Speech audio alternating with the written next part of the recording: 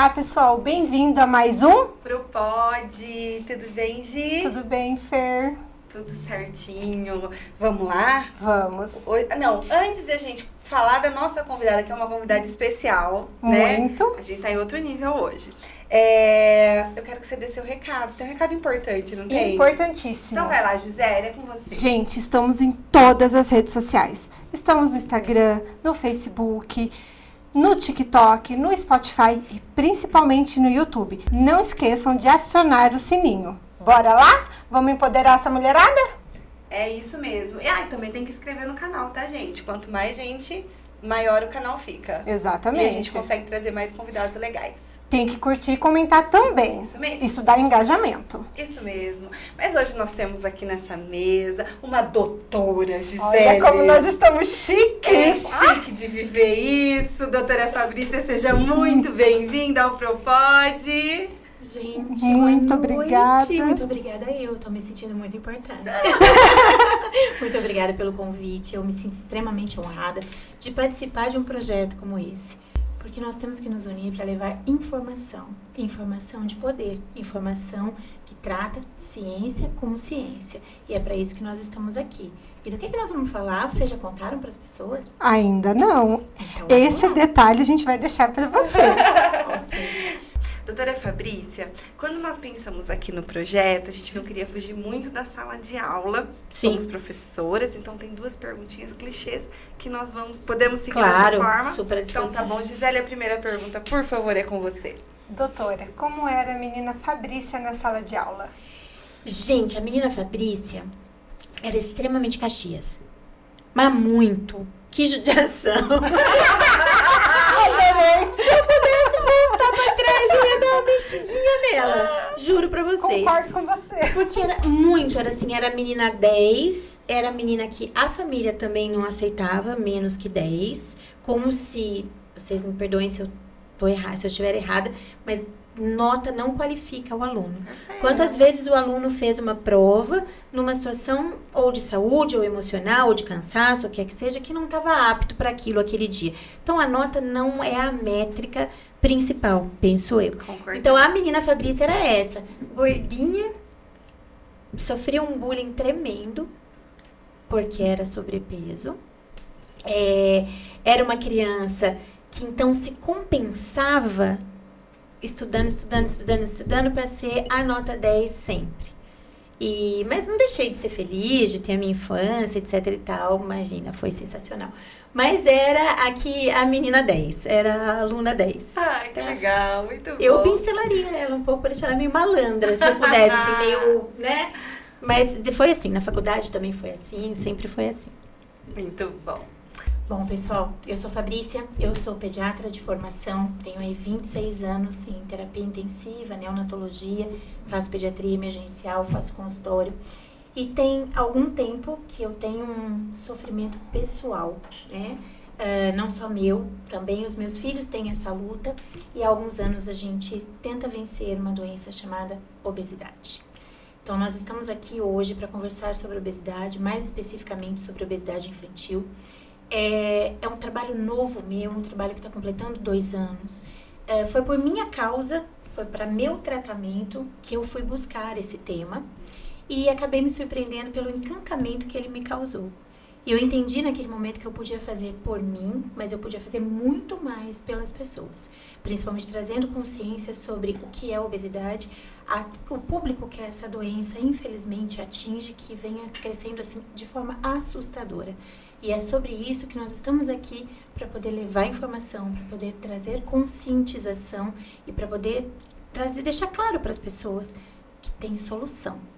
Não tem cura. Infelizmente, é uma doença que não tem cura, mas ela tem prevenção, ela tem controle e, principalmente, nós não estamos para falar de estética.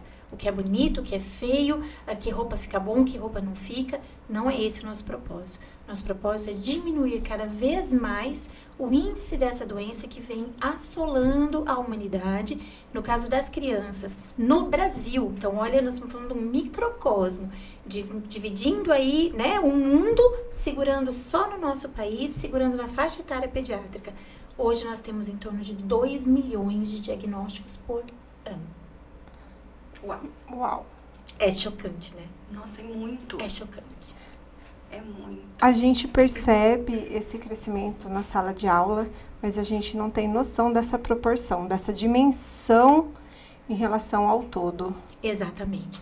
E sabe o que foi um grande passo na medicina da obesidade? Porque hoje são várias especialidades que tentam agregar. E a medicina da obesidade é uma medicina nova. Nós ainda não temos residência médica, mas nós temos cursos de especialização que vêm cada vez mais trazendo possibilidades para que a gente se aprofunde nessa história. Mas eu falo que o maior presente dentro da obesidade, além do conhecimento que os estudos trouxeram, é que ela há 11 anos agora, porque a partir de 2013, que ela foi catalogada no Código Internacional de Doenças como uma doença. Tá. Então, a partir desse momento, ficou proibido, ou pelo menos deveria estar proibido, você olhar para uma pessoa sobrepeso, obesa, e dizer assim, você é preguiçoso, você tá assim porque você quer. Ah, também só come, porque era essa a imagem que as pessoas faziam de nós. Sim. E na verdade não é assim. É claro que existem casos e casos, mas a partir do momento que nós conseguimos catalogar a obesidade como doença, a parte fisiológica, o que acontece com o organismo, foi cada vez mais esclarecido. Claro, eu falo que o câncer tem centenas de anos aí de investigação e ainda se patina muito. Nós temos 11, então nós somos uma doença neném, né? Nós estamos engatinhando nesse assunto. Tem muito mais o que se descobrir, tem muito mais o que se fazer. Aí as pessoas dizem, mas doutora, por que se fala tanto em obesidade hoje? Isso começou nos países norte-americanos, na Europa. Você sabe por quê? Por causa do índice assustador de pessoas em idade produtiva, indivíduos aí dos seus 30, 40 anos, pais, mães de família, no auge das suas carreiras, pessoas submetidas às comorbidades associadas à obesidade. O índice de mortalidade por acidentes cardiovasculares, principalmente nessa faixa etária, despertou aos olhos da ciência para essa doença, para tentar entender o que é que estava acontecendo. Então, é por conta disso, dessas doenças severas, dessas mortes agressivas, do índice cada vez maior nas faixas etárias mais diferentes possíveis, as mais diferentes classes econômicas, e aí isso despertou o olhar da ciência para tentar fazer alguma coisa. Então é por isso que se fala hoje tanto em medicina da obesidade, por isso que se falam tanto em medicamentos relacionados ao tratamento da obesidade. É justamente para não deixar as pessoas esteticamente bem, mas para deixar as pessoas saudáveis. Doutora, você se referiu em algum momento na sua fala, eu enfrentar esse problema. O problema da obesidade já fez parte da sua vida? Isso durante a infância ou na fase adulta? Nas duas. Então, eu fui uma criança gordinha, né? Uma criança sobrepeso, com uma dificuldade muito grande, porque eu estou fazendo 50 anos esse ano. Então, eu tinha 5, 6. O que se sabia de obesidade? Nada. Eu me lembro da minha mãe me levar numa endócrino, era numa cidade muito pequena. Fomos a Campinas, que já era um evento para quem morava tão longe, né? E ele sentado numa cadeira de rodízios, e ele disse assim, ué, mas isso aí, gordo, deve comer tudo que vê pela frente. Mas a minha mãe era uma obesa controlada. Então foi uma pessoa que evoluiu com bulimia, com uma série de problemas, com anorexia, até hoje, inclusive. E eu tive a infelicidade de ser uma criança obesa, nos idos de 1900 e bolinha, né? E assim, com pouco recurso médico, com pouco recurso terapêutico. Ainda na fase em que as pessoas achavam que era preguiça e comilança. Isso, aí eu consegui emagrecer, dietas malucas. Minha gente, eu fiz de tudo nessa vida. Tanto que os meus pacientes perguntam, mas doutora, você sabe o que é isso? Aí eu mostro uma foto para eles. Eu falo, olha, essa sou eu. E ainda com uma distorção de imagem muito grande. Porque, eu sempre fui atleta, mas eu fui ficando inflamada cada vez mais, que a base da doença é a inflamação. Então, eu tinha um tecido adiposo volumoso e um tecido muscular volumoso. Então, eu falei, gente do céu, mas a gente sabota a nossa imagem. Principalmente hoje, com os smartphones, com tudo que a gente pode. Sabe-se que mais ou menos demoramos aí em torno de 6 a 8 anos para termos a percepção corporal de sobrepeso e obesidade. E ela acontece basicamente com duas situações. Ou uma foto que alguém tira, que quando você tira, você escolhe o ângulo. Isso, a gente Sim. prefere o que fica bonito aos Sim, nossos aos olhos. nossos olhos. E aquilo que esconde aquilo que nós também não queremos ver, né? Perfeita. Ou quando você toma um susto de saúde. Então, são as duas grandes válvulas aí para a pessoa se enxergar na situação de obesidade e procurar por ajuda. E é isso mesmo. Eu não gosto, por exemplo, quando alguém tira foto de mim. Quando eu tiro a foto, aliás, quando eu me olho no espelho, quando eu me vejo, eu não me sinto gorda, Exato. né? Como eu... Nem sei se eu posso usar esse termo, gorda. Mas é isso, assim. A imagem que é refletida na foto que alguém tira não é aquela que eu me vejo. Eu falo sempre isso com a Gisele. Sim, porque a gente consegue o nosso melhor ângulo, a nossa melhor desculpa. Não é tanto assim, imagina, essa roupa aqui já tava assim, eu comprei menor, enfim. São Encolheu. Encolheu, lavou e encolheu. São fugas que o nosso psicológico encontra de disfarçar aquela situação. Mas como a gente bate na tecla, o fato do sobrepeso visual, estético, é nada, é nem a ponta do iceberg daquilo que está acontecendo com aquele indivíduo 24 horas. Então, nós dizemos que o paciente sobrepeso e obesidade ele é uma bomba relógio. Então, é aí que nós temos que intervir. Desde pequeno, lá nos primeiros 1000 dias, Vitória, você tá maluca? Não. Hoje, até isso nós sabemos, que a interferência da gestação, a presença de comorbidades gestacionais, principalmente o diabetes gestacional, a alimentação, a hiperalimentação, porque isso ainda é uma cultura, parece loucura, né? Você fala, não, mas as pessoas que eu conheço são gestantes ativas, graças a Deus. Mas nós, neonatologistas, que vivemos em sala de parto, etc e tal, quando você se depara, você assusta. Fala, meu Deus, como essa pessoa chegou nesse peso? 20, 30 quilos numa gestação. Eu engordei 31 na minha gestação. Mas sem patologia. Sem patologia. Superalimentação mesmo. Come por dois, Come come por pro dois. nenê ficar forte. É muito cultural, É muito né? cultural. E tem ainda uma coisa assim, que a gente tem aquele desejo reprimido da alimentação, porque quem é sobrepeso desde algum tempo, engravida já em sobrepeso, já tem aquele escape emocional, porque o que mais engana a gente é o nosso cérebro. Inclusive o pai da doença, que é um núcleo cerebral chamado hipotálamo, ele tá lá no meio do cérebro. Então é justamente o órgão que vai dizer pra gente, relax, gestação, todo mundo come, todo mundo engorda. Então nós acabamos arrumando mais uma armadilha pra gente mesmo em relação à superalimentação. E lá nos 1000 dias da criança que começa lá intraútero, eu já começo a expô-lo ao risco de obesidade só pela superalimentação, só por uma doença materna associada. Imagina se ele tiver uma carga genética favorável. Acabou.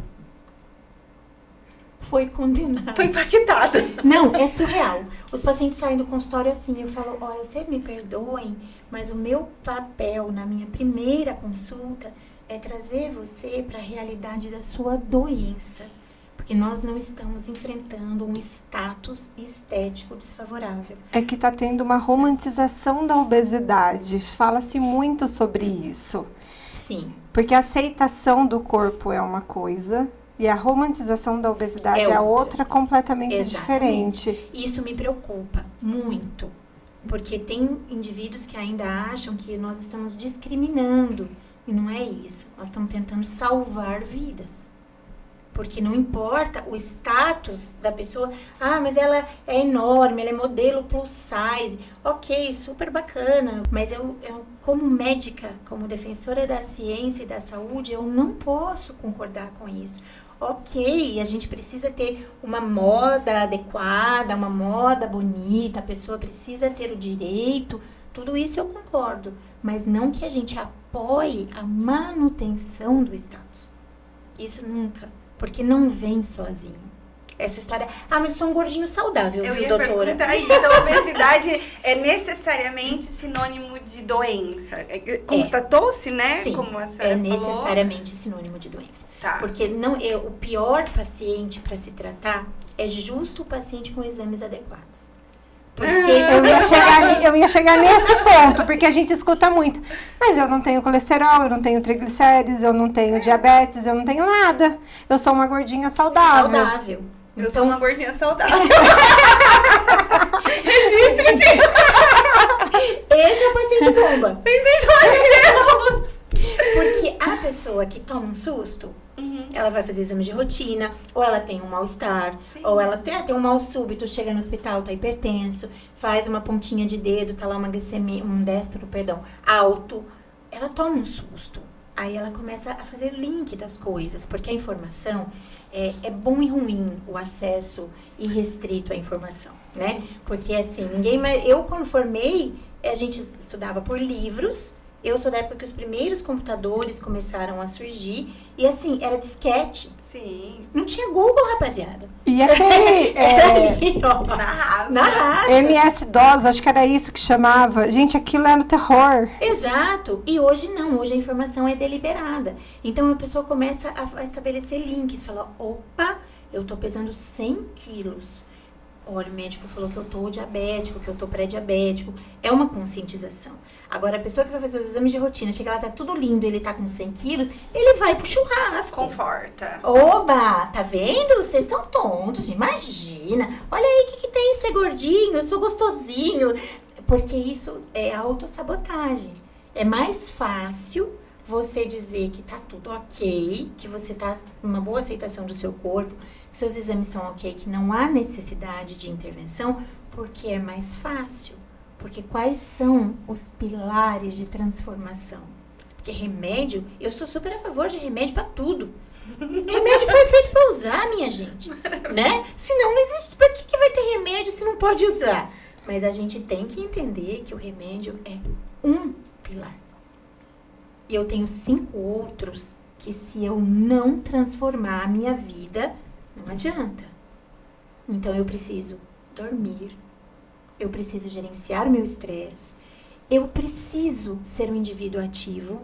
Ah, porque é legal ir na academia? Então, eu acho hoje, mas eu já achei péssimo. Mas hoje eu sei que a musculação vai prevenir que eu me arrebente de quebrar lá na osteoporose lá na idade adulta.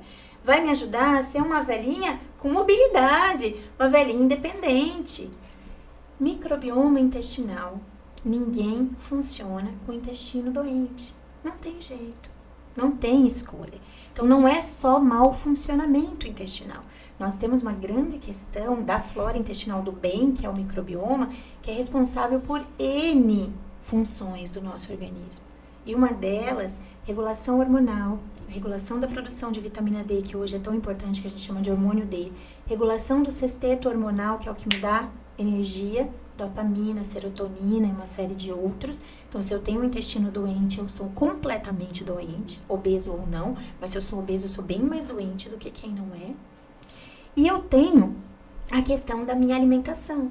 Então, se eu não virar 5 chaves, que são 5 pilares de sustentação da transformação do obeso doente num obeso controlado, que é o cara que emagreceu e tem saúde, agora virou tudo bem, não adianta, eu posso tomar o remédio que for.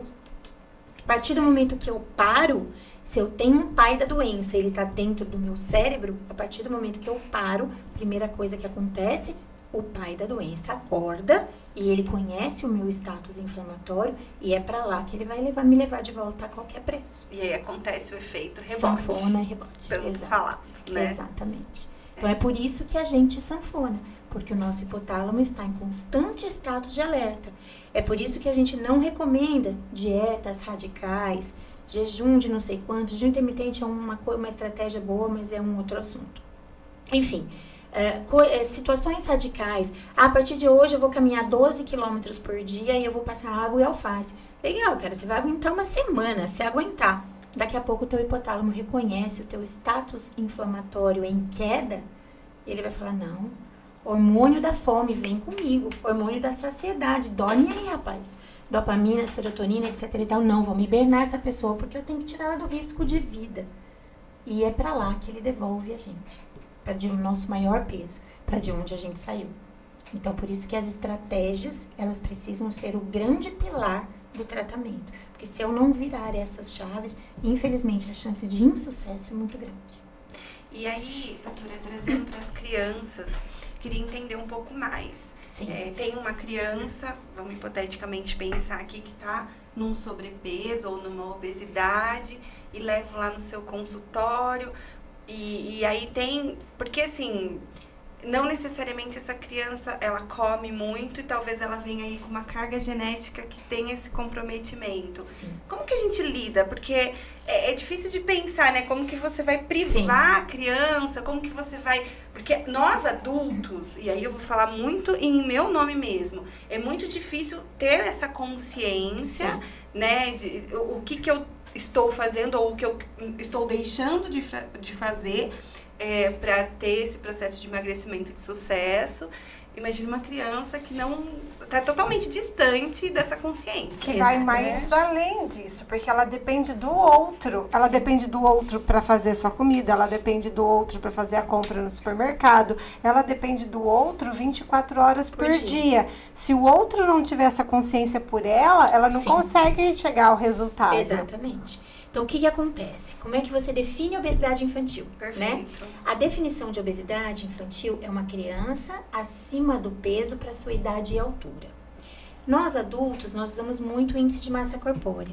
Para criança, dependendo da idade, o índice de massa corpórea é falho. Até para nós adultos, ele tem suas falhas. Então, existem aquelas tabelas, aquelas curvas de crescimento, curvas de peso, que nós usamos e ali nós classificamos por percentis.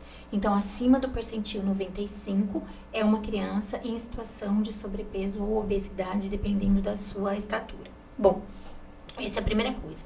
Diagnóstico, né? Eu meço, eu calculo, eu faço diagnóstico. Aí você vai para os hábitos primeiro daquela criança.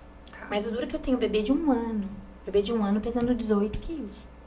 E que a gente acha a coisa Lindo, mais linda, que dá uma vontade de morder. Quanto mais gordinho, mais saudável. Quem nunca ouviu isso? E aí tem aquele conceito, não, mas quando crescer, ele emagrece. É só começar a andar.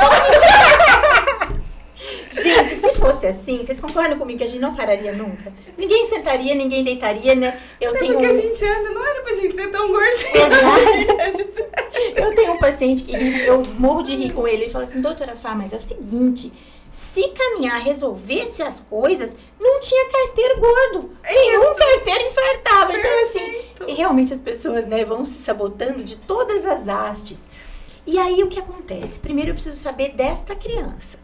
Condições gestacionais, como a gente comentou, comorbidades maternas, condições familiares no sentido de genética, alterações hormonais familiares, quadros os mais variados. Eu preciso ter o histórico dessa criança, porque às vezes ela chega para mim com 5 anos. Então, eu preciso saber tudo o que aconteceu para trás. Internações, às vezes crianças que tiveram infecções graves, sepsemias, que foram para UTI, que ficaram muito tempo, que sofreram uma privação alimentar por muito tempo, porque hoje a gente sabe que o jejum no paciente crítico não é interessante, mas há algum tempo atrás a gente não sabia tanto.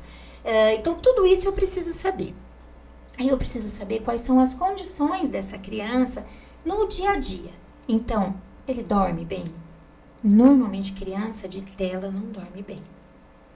O superestímulo luminoso e sonoro transforma a qualidade de sono.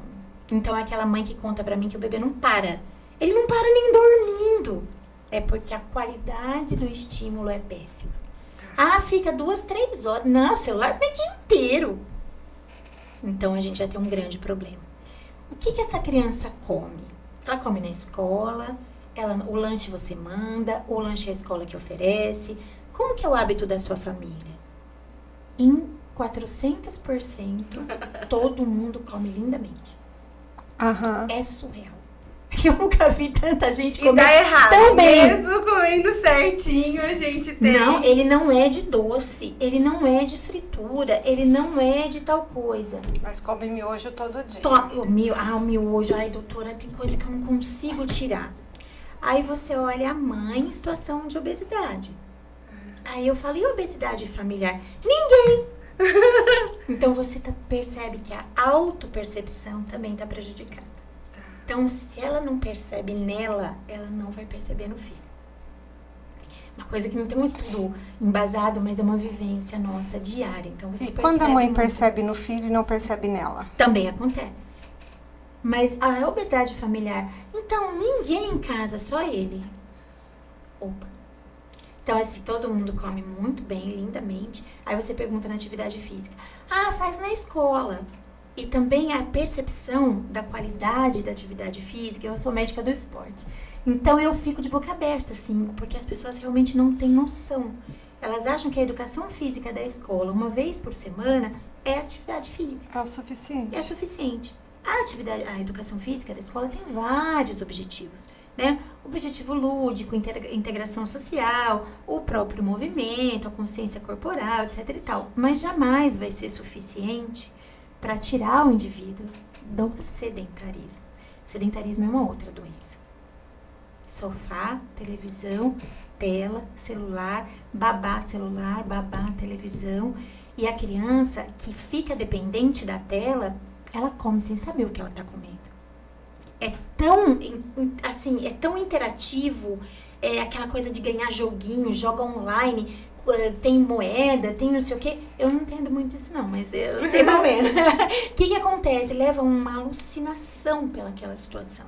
Então, a criança está beliscando aqui, ele não sabe. Muitas vezes, a criança não sabe se está comendo doce ou salgado. Você tem noção? O que você comeu agora? Eu comi agora? Nem tem consciência Não que tem. se alimentou. Não tem consciência que Fica se alimentou, automático. fica automático. E ele vai, o que você puser ali, ele vai mastigar, vai mastigar mal menos também, né? E aí, isso pro cérebro, pergunta mesmo, doutora. Bem, À vontade, imagina. na ignorância. Pro adulto é a mesma, o nosso cérebro age da mesma forma? Da mesma forma. Por isso que a indicação que na hora da refeição Desligue totalmente. é só a refeição. Ah, mas tá difícil de introdução alimentar, né? As mães têm muita dificuldade com introdução alimentar. Ah, não, mas aí eu ponho o iPad, pode, pra mim, alguém. Uhum. E aí ele come e não sabe o que tá fazendo. Não sabe o que tá comendo. Não sabe o que tá comendo e nem o que tá fazendo, né? O nenenzinho de 1 ano, ele tá lá vidrado nas cores, naquele estímulo, né, de cores e luzes, etc e tal, mas o que estão enfiando na boca dele tá indo pra dentro. E a família acha que foi um sucesso. Isso atrapalha até o desenvolvimento cognitivo da criança. Exatamente. Hoje a gente sabe tudo. Criatividade, o índice de insucesso profissional, o índice de pessoas que têm baixa produtividade dentro do trabalho. Enfim, né? Dá mais uns 30 podcasts. Se a gente for criando galhos, a gente vai muito longe e a percepção é dolorosa da nossa realidade. Tá. E sério, é dolorosa, e porque assim, vamos pensar que telas, internet é algo muito novo, muito jovem. Sim. A consequência disso. A gente ainda não social sabe até onde vai. Isso. Exatamente. Né? Exatamente. E cada dia mais a gente vê nas escolas, e eu imagino que no consultório deva chegar na mesma proporção, a restrição alimentar. Uhum. Hoje as crianças, nós temos um nível de não comer coisa, por exemplo, na escola, uma sopa, que é um pouquinho mais molhadinha, é um molho de alguma coisa. Então, e isso também atrapalha muito. Sim, e agora tem um nome, né, que uma pessoa que tem uma hiperpercepção sensorial, então a criança tem dificuldade para isso aqui porque ela percebe muito. Eu não sei se eu concordo, né? Não tenho, na verdade, nem estudo suficiente nesse assunto para dizer se eu concordo ou se eu não concordo. Mas o que eu mais acho, digamos assim, é que, porque você pergunta, mas o que ele come? Ele não come nada. Ele não gosta de nada. E eu tenho 3 filhos, minha gente. Tudo gordinho também. Sofre que nem não sei o quê, né? Todo mundo em tratamento para vencer a obesidade. A genética é um sucesso. Enfim, mas são crianças que comem de tudo. A vida inteira comeram de tudo. Ai, doutora, mas eu não consigo. Mas você olha, mãe, eu tô conversando com ela, não é 100%, óbvio, mas eu tenho uma grande porcentagem, eu tô conversando com ela tá assim no celular. Ela bisoia pra mim e olha lá, pera um pouquinho, onde é que nós estamos? A senhora tá no WhatsApp? Eu pergunto mesmo, a senhora vai me desculpar, viu? Mas a senhora tá no WhatsApp, a senhora tá no Instagram ou a senhora tá comigo? Ai, desculpa, era só um recado. Tá bom, tá desculpado. Então vamos em frente. Então aí você vai tendo a percepção da desatenção. O tanto que essas pessoas estão robotizadas com a questão de redes sociais, etc. Eu sou super a favor, também tenho as minhas, também gosto de ver meus amigos, gosto de ver, enfim, isso é normal, isso virou uma rotina. Mas isso não pode ser a única realidade de uma família. Principalmente quando a gente está falando da criação dos Exato. pequenos, né? O que você vai cobrar depois? Que exigem do adulto atenção 100% enquanto eles estão acordados, quiçá quando estão dormindo também, Sim, né? A gente tem que estar do lado. Atenta, olhando. Esses dias eu tava vendo do quanto prejudicial é o amamentar, porque este contato visual da mãezinha com a criança vai ter... Onde que a gente ouviu isso, Gi? A gente tava juntas ainda. Foi com a psicóloga. Isso, do impacto que isso vai ter Pra frente, dali pra das frente. ausências para essa criança. Sim. A mãe no celular e a criança se amamentando. Sim, né? e os engasgos. Foi um dos podcasts que a gente gravou com uma psicóloga. Ela falava que a criança precisa do olhar Sim, da porque mãe. não é só o contato físico, Não. é o contato visual, né? É o momento de dedicação do amor da gente, porque, claro, o amor é incondicional, a gente carrega dentro da gente, cada um chama de uma forma, cada um acredita de uma forma, mas como que você vai querer, dali a 10 anos, discutir uma situação com seu filho, pode ser, sei lá, uma dificuldade escolar, porque você nunca olhou para ele dessa forma. E às vezes, quando as mães se dão conta, a coisa tá bem perdida. Eu recebo crianças com 10, 11 anos, com TDAH, com traço autista, só que nunca foi percebido. Ou às vezes a escola pediu, a família negou, porque é mais fácil. Então é muito complicado, porque o adulto ele nem está se enxergando, que dirá olhar para a necessidade da criança. E assim, vai engordando e vai comprando uma roupa maior para si e pro É mais filho. fácil. Mais fácil. Funcionamento intestinal é uma coisa aberrante. E assim, existem alguns estudos, olha que loucura. O microbioma intestinal, ele é composto por vários tipos de bactérias do bem. Conforme eu tenho um intestino preguiçoso, conforme eu tenho qualquer outra doença, mas focando na obesidade, a ingesta de alimentos ultraprocessados vai causar dois problemas assim de pronto. Primeiro, alteração das papilas gustativas. A gente acaba tendo má percepção do sabor. Então, eu preciso cada vez mais sal, cada vez mais açúcar, cada vez mais condimentos para eu ter percepção do sabor. Então, é por isso que aquela criança come miojo com aquele tempero horroroso, porque ele tem uma quantidade de sal e gordura e conservante surreal. Aí, claro que quando ele provar uma cenoura, não tem graça. Não tem sabor. Porque ele não tem mais papila. E essa ingestão de ultraprocessados, ela faz com que se desenvolva cada vez mais alguns grupos desse microbioma. E quando uma classe se desenvolve muito mais que as outras, eu acabo tendo um sério problema. Porque essa classe que se desenvolve muito vai prejudicar o desenvolvimento das outras bactérias.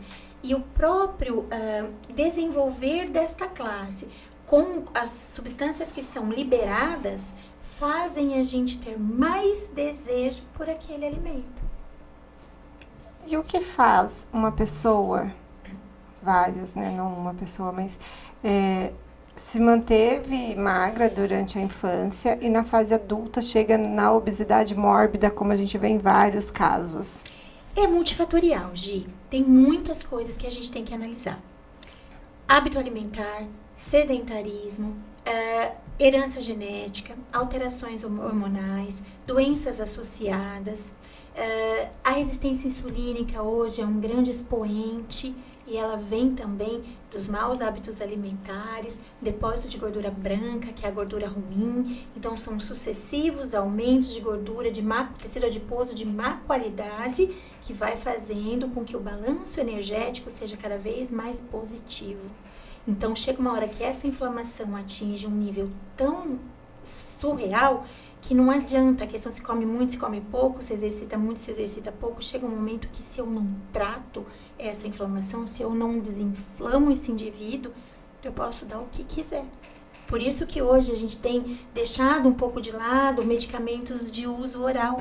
As medicações injetáveis têm tido um brilho enorme por uma série de fatores positivos, principalmente da proteção cardiovascular em indivíduos em situação de obesidade. Mas a gente sabe que o indivíduo está tão inflamado e destruído que ele não tem microbioma do bem, que a permeabilidade intestinal é extremamente aumentada. Então, tudo aquilo que eu oferecer por via oral, a chance de absorção é cada vez menor. Esses medicamentos, eles são de alto custo, não são medicamentos baratos. Uma pessoa que não tem condições financeiras de adquirir esse medicamento, ela consegue via SUS? Não. Não? Infelizmente. Via SUS a gente não tem nada. Eu ia perguntar, até mesmo, porque na realidade é uma prevenção, né, se a gente for pensar, de altos custos que serão gerados depois pro próprio sistema. Sim, né? Na verdade, o interessante para toda a humanidade, a partir de anteontem, é a prevenção. É que não aconteça, que a obesidade não aconteça. Então, começa lá na gestação, vai por toda a infância, vai por toda a idade adulta, que a partir do momento que ela aconteceu, existem respostas orgânicas diferentes, medicação injetável não é para todo mundo, não é para fins estéticos. Eu quero ir no desfile de carnaval, eu, a carnavalesca de plantão. Quero ir no desfile de carnaval, quero emagrecer 5 quilos, eu vou usar semaglutida. Pra quê? Não é assim. Não é assim. Eu, pelo menos, não penso dessa forma. Não acho que é para todos. Acho que situações de sobrepeso, eu tenho muito paciente, assim, muito resultado positivo. O paciente chega esperando uma lista enorme de remédios e principalmente os injetáveis. Eu vou dizer para ele assim, você não precisa.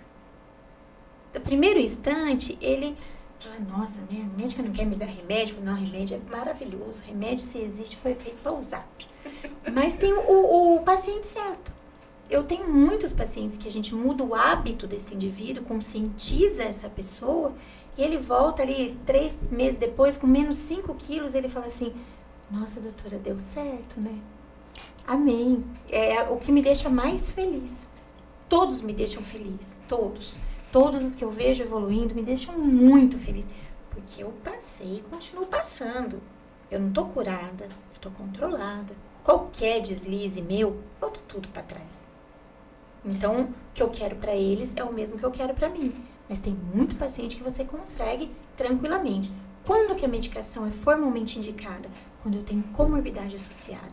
Principalmente hipertensão arterial, diabetes tipo 2 ou resistência insulínica com uma glicemia tocada e esteatose hepática, que hoje tira o sono da gente. Que é a gordura no fígado. Eu ia perguntar o que é essa última. Gordura no fígado. Tá. Então, uma comorbidade importante, a medicação, a gente acaba optando pelo injetável, justamente para aliviar mais rápido a comorbidade, o risco de vida que ela traz para aquele indivíduo. Então, tem critérios e critérios para você escolher a medicação. E até as crianças tomam remédio, doutora? Sim. Em determinados casos, por Determinados casos, sim. A América do Norte, a Europa, já medicam de forma parenteral, que a gente chama, né, injetável, que não é a via oral, não é a via enteral, a partir dos 8 anos. A nossa Anvisa, 12, 13, dependendo do caso, é aceito, é consenso.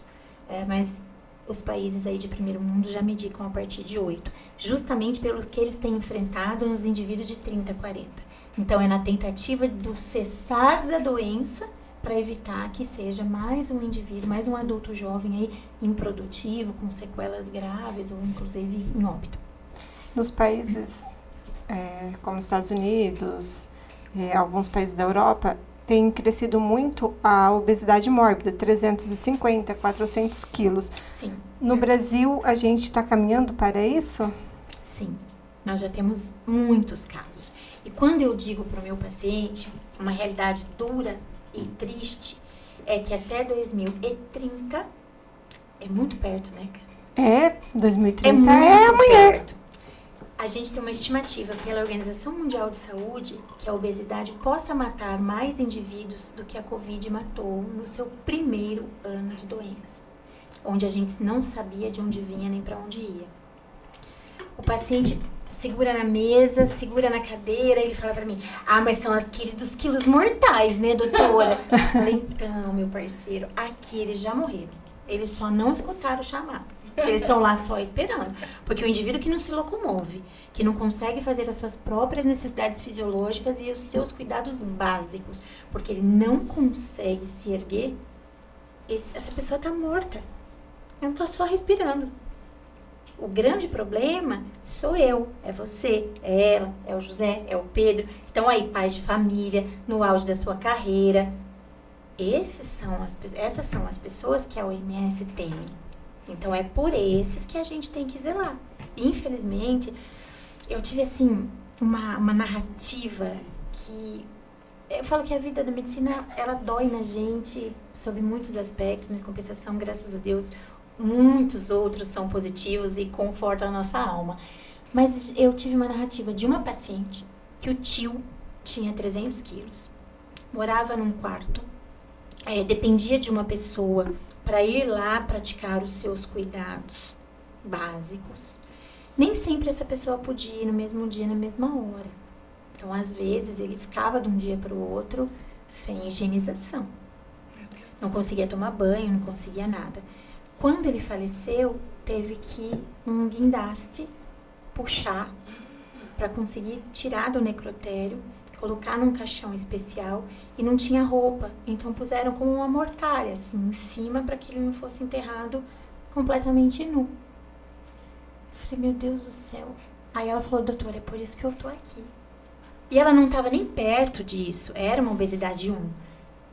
Mas não era nem perto disso. Agora, você imagina um familiar vivenciar uma história dessa e falar, será que o próximo sou eu? A genética assusta. Né? Bastante. Queria saber um pouquinho, caso de cirurgia. Hoje a gente também sabe que em algumas situações, né, as pessoas fazem a redução do estômago. Uhum. Em que momento isso é indicado, doutora? Hoje mudou muito, tá? Mudou muito. Por quê? É uma alternativa? Salvou muita gente? Muita, com certeza. Mas nós temos que ser muito criteriosos. Pelo advento e evolução das medicações, nós temos conseguido tirar cada vez mais indivíduos da mesa, tá? Não sou contra, não é nada disso. Eu acho que tem situações e situações. Uma pessoa com índice de massa corpórea acima de 40, 45, com comorbidades associadas, hipertenso, diabético, com uma esteatose hepática grave, que é uma gordura no fígado, de maneira assim impactante, que pode evoluir para cirrose hepática não alcoólica rapidamente. Então, é uma pessoa que está em alto risco de vida. Essa pessoa não é uma pessoa para esperar a medicação fazer efeito. Essa pessoa é um indivíduo para bariátrica. Mas a gente tem muito problema com cirurgia bariátrica. Porque as pessoas que a gente conhece, várias que fizeram bariátrica, ou voltaram a engordar, Sim. ou precisam estar constantemente no hospital tomando né? ferro, enfim, vitaminas, porque cai cabelo, a pessoa sente fraqueza, dá dumping. E não absorve. O grande problema é isso, porque o segmento intestinal que sofre a retirada ou a reconstrução, o que acontece? Eu perco uma área de absorção muito grande. Então, nutrientes como ferro, principalmente, vitamina B12, esse indivíduo não consegue mais absorver da mesma maneira. E aí eu acabo tendo todas as repercussões a nível clínico. E o que precisa ficar muito claro é que a obesidade não é uma doença da barriga. As pessoas acham que se eu cortar o estômago, tá tudo certo. Mas isso não é verdade. Então, hoje, quem é o grande causador? É um núcleo cerebral, chamado hipotálamo, que ele tem duas bandas. Uma banda boa, que é a banda que é o meu regente hormonal. Ele vai acordar a hipófise, que é a mãe das glândulas, e vai acordar todo mundo. Tireoide, pâncreas, testículo no homem, ovários nas mulheres e assim por diante. Então, eu não posso viver sem o hipotálamo. E as bandas, elas são completamente entruncadas. Não tem como eu separar. Senão tava fácil de pegar uma pistola laser, fazia uma fila e acabou, tá todo mundo curado. Mas infelizmente não é possível. E eu falo, a banda podre, né, a banda ruim do hipotálamo, ele é o responsável pelo nosso apetite. Só que a banda boa é cercada e protegida pela barreira hematoencefálica, que é uma barreira cerebral que não deixa passar para esse hipotálamo bom o sangue ruim, inflamado. A percepção do hipotálamo bom não entra na questão da inflamação. O hipotálamo ruim, ele está desprotegido da barreira hematoencefálica. Então, ele é o responsável pelo meu apetite. E nós temos 2 apetites. O apetite fisiológico, que é aquele que me diz assim, coma para viver. Tem 6 horas que a gente está zerado. Você vai comer ou a gente vai cair, né? Esse é o meu hipotálamo fisiológico, né? A função fisiológica. E a função hedônica. O apetite hedônico é o apetite emocional. Esse funciona quase toda hora, né? E a memória desse trem? É mais esse normalmente que funciona. Porque a gente não come quando a gente tá com fome, a gente come quando a gente tá com vontade. Exatamente. Porque fome é uma coisa e vontade de comer é outra. Completamente diferente. Aí a gente não tem vontade de comer alface. Não. Você nunca vai querer comer o ovo, né? Você come obrigado. Um pão com ovo, mas de ovo. Fora o ritmo emocional da coisa no sentido de memória. Então, assim, falando da Fabrícia, eu tenho um plantão ruim, desgraceira. O que eu penso? Eu penso em parar no posto Shell, não é propaganda, galera. Pode ser, é só patrocínio, gente. O Shell da Silos, né? 25 anos que eu paro no mesmo lugar, tomar um cappuccino. Aí eu olho aquela bandejada de chocolate. Eu não tenho vontade de uma coisa toda melequenta, não. Mas eu tenho vontade de comer um alpino, um batom. Sabe aquela coisa maciça de chocolate? Uhum. E o que acontece? Meu hipotálamo falou assim, nossa, Fá, foi trash, né? Bora lá tomar um cappuccino com chocolate? Você Que merece. delícia, você merece. É a gente com a cerveja. Então, uma semana dessa, rapaz. Aí você chega lá, tá bom, eu comi. O que acontece? Minha glicemia sobe. Porque eu ofertei uma carga de açúcar gigante pro meu sangue. O pâncreas fala assim, doce assim não, minhas senhoras, não pode ficar assim não. Uma cacetada de insulina. Mas nem sempre vem a insulina na medida que eu preciso. Então, a insulina que eu preciso bota essa glicose para dentro da minha célula e a insulina que eu não preciso fica sobrenadante. E eu vou fazer o quê? Resistência periférica aumentada à insulina, que vai mexer com todas as funções do meu organismo, sem exceção. Aí, depois que a glicose entra para dentro da célula, vem aquele calorzinho, aquele conforto, nossa, agora eu tô bem. Plantão é desgraça, mas eu tô bem. Opa, entrou pra dentro da célula. Vem aquele bode da culpa de que eu não precisava ter comido aquilo pra ficar bem. E vem o bode sanguíneo, porque a glicose já entrou, não tem mais ninguém circulando. O hipotálamo fala assim pra mim, pô, foi tão legal, come de novo. Aí você pega um batom e vai mascando até na sua casa. Por quê? Porque o efeito vai acontecer de novo. E o meu hipotálamo registra. Essa banda do hipotálamo registra, vai falar assim, tá vendo, Fá? Que legal. O próximo plantão desgraçado que você tiver, minha filha, aqui mesmo nós vamos parar. E vira um círculo vicioso. Vira um círculo vicioso. Fora os comedores vespertinos. Hoje a gente estuda comedores vespertinos. E deve haver, provavelmente, uma relação entre os comedores vespertinos adultos e a obesidade infantil. Porque a pessoa, comedor vespertino é o cara que come depois do trabalho. Então, ele levanta, ele toma um café preto ou nem isso, ele não tem um lanchinho da manhã, ele almoça na empresa rapidinho, ou ele marmita alguma coisa, ou ele come um salgado com uma coca, porque é o que dá tempo, passa a tarde inteira sem comer. Mas a hora que ele chega em casa, ele teve um dia difícil, ele merece sentar no sofá, comer um salgadinho, tomar uma cervejinha, fazer uma comida extremamente calórica. Quando a gente chega em casa, a gente tem vontade do quê? De uma comida saborosa. Fresquinha, né? Gostosa, cheia de coisas, condimentos. Então, assim, a gente não pensa. Não é, mas é para todo mundo, porque isso é a máquina dos anos 2000. Então, a pessoa chega em casa naquele desespero. Ele vai comer tranqueira, ele vai tomar refrigerante, ele vai tomar bebida alcoólica, vai comer uma comida hipercalórica, ele vai pedir uma pizza, ele vai no lancheiro, vai comer um X tudo, X bagunça, X qualquer coisa, e a criança come junto. Então, a obesidade infantil hoje, nós temos olhado por esse ângulo. associado aos comedores vespertinos, que são os pais. Tá. Olha que loucura, olha onde a obesidade leva a gente. E o Vai E o quão importante é falar sobre isso, porque a gente faz tudo isso, a gente não, Inconscientemente. eu faço tudo isso e é inconsciente. E eu já parei para me perguntar, por que eu chego do serviço com tanta fome? Porque na minha cabeça era fome. E não teve tinha vo- dia. Não, e não Não tive teve de dia. dia. Tem dia que dá vontade de comer as paredes. Você fica procurando coisa na geladeira, no armário. É claro que a gente evita comprar já para Sim. não ter esse tipo de compulsão. Mas você fica procurando coisa o tempo todo para E comer. é meio sem fim, né? É. Você pode até jantar, fala, não, eu vou jantar direitinho. Aí come arroz, feijão, sei lá, jantou direitinho. Mas aí vem aquele desespero por um doce, por uma coisa fora. Um Um complemento. Então, é o merecimento do meu dia difícil, do meu chefe difícil, do meu pagamento que não caiu, daquele cliente que não me pagou, do hospital que me deixou doida.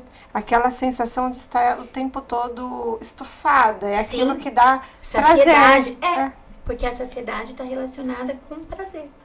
Eu estou saciada, tá? Nossa. E o hipotálamo fala, boa, Gia, arrasou, é isso aí. E fotografa. Isso que é o pior. Eu falo que a câmera, o poder da câmera fotográfica do hipotálamo é um iPhone 197, porque não passa nada. Tá. E ele guarda. Então, toda vez que você se sentir da mesma forma, ele vai te lembrar da comida que te tirou daquela situação de tristeza, de chateação, de frustração, de cansaço. E tem também, né, doutora, as pessoas que tem a insônia associada com comer à noite, né? Sim, os comedores noturnos são desafiadores para nós. E você sabe que o mais importante na minha área é entender o meu paciente como um todo. E muitas vezes, numa primeira visita, ele vai ficar meio desconfiado, porque eu pergunto muita coisa, tem coisa que ele tem vergonha, enfim. Mas tem paciente meu que eu só preciso fazer ele dormir. Dormiu, ele não come. Ele não come, ele emagrece. Ele emagrece e fica feliz. Aí ele fica feliz, ele quer fazer atividade física. Só Porque ele quer ser ausência melhor. do sono. Só a ausência do sono. Então, por isso que o gerenciamento de sono faz muita parte do, né, 1/5 dos pilares aí que nós comentamos lá no início. Vendo? Eu sou uma gordinha que durmo muito bem, entendeu? Não posso Só dizer a mesma coisa pra mim. Eu sou privada de sono. Né? Eu tenho também. uma dificuldade alimentar muito grande, justamente por ter tido um trauma muito grande de infância. Porque pra minha mãe, né, pra minha família, era mais fácil dizer assim, gordo não come, e tirava o prato. Muitas vezes eu tava indo pra escola, era um arroz e uma carninha, sei lá, mas gordo não come nada. Então, eu Fabrícia, eu conto tudo pros meus pacientes, tudo, não escondo deles nada. Então eu falo pra eles, eu tenho muita dificuldade, eu tenho um trauma gigante com comida. Isso é uma grande dificuldade para manutenção do meu peso. E o gerenciamento de sono, porque eu faço às vezes 4, 5 noites de plantão na semana. Então eu tenho privação de sono. Então 2 dos 5 pilares são muito difíceis para mim. E eu, infelizmente, a questão do sono é necessidade, faz parte da minha profissão, o sustento da minha família. Sim. Agora, a questão da alimentação para mim é muito difícil.